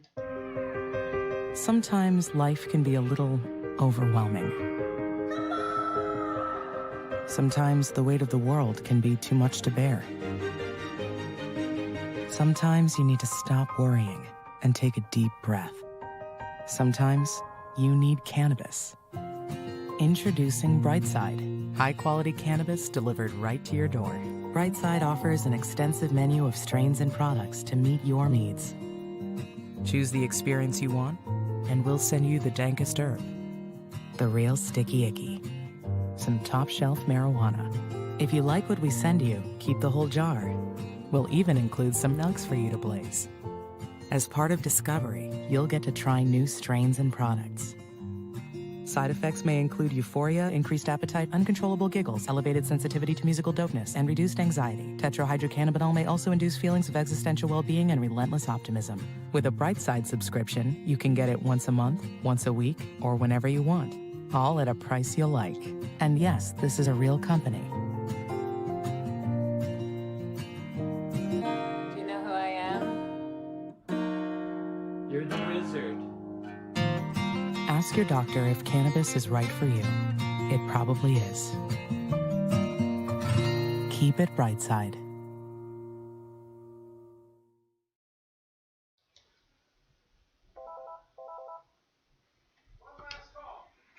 Hello, caller. Hello. Hey, how's it going? All right. What's on your mind? Not much. It's my first time calling, so What's I'm not kind of not used to this. What's your name? What's your name? Damien. Damien. How is your world? It's going Corona. Is it? Is it? I'm sorry to hear that. That sounds rough. No, I don't have it. I just, still dealing with the world being messed up by it. The world has gone to a crazy place, my friend. Yeah. So do you carry a mask with you when you leave the house? No, I'm anti-mask. I'm anti-mask also. I carry a mask, but I'm anti-mask. I don't wear it. I just carry it in case, unless I have to. So, where are you calling from? South Bend, Indiana. What's the weather like there? Humid. I bet. But nice. Yeah. Right on. Ready for summer, really. Awesome. What are you growing? I can in Indiana. Oh. Well, I hear you. You got to be careful, man. Yeah. But yeah, I'm sitting here, kind of watching these riots, just a trip. You know, the whole world's a trip right now. Yeah, the world has always been kind of strange, but I hear what you're saying. It seems like if there's like one more fucking shoe that falls or something, the whole thing's gonna come crumbling down, you know? Yeah, that's really what it's looking like. I mean, the future almost looks bleak, you know, with all that's going on. Well, You know, go ahead. the cost of living is more than doubled over the past 10 years. And that's what I feel. And it seems like everything's more expensive. It's hard to make it now. Yeah, no, I agree. It seems like it's gone. The cost of living has gotten pretty crazy, man. Yeah. I'm not making any more money, we'll put it that way. Yeah. Making a lot less, really. I mean, I'm having a hard time making it. I hear you, dude. I'm worried about that myself. But you know, we get through. We always get through. I don't want to say speak for you, but you know, I keep telling people, you know, from 9/11, since 9/11, you know, I've been hearing, you know, oh, the dollar's gonna collapse and the economy's gonna go this shitter, and we're all gonna be standing in bread lines, and you know, I mean. You know, that it's 20 years later and we're still here, and you know, it's not, maybe this isn't our fantasy world to live in, but you know what,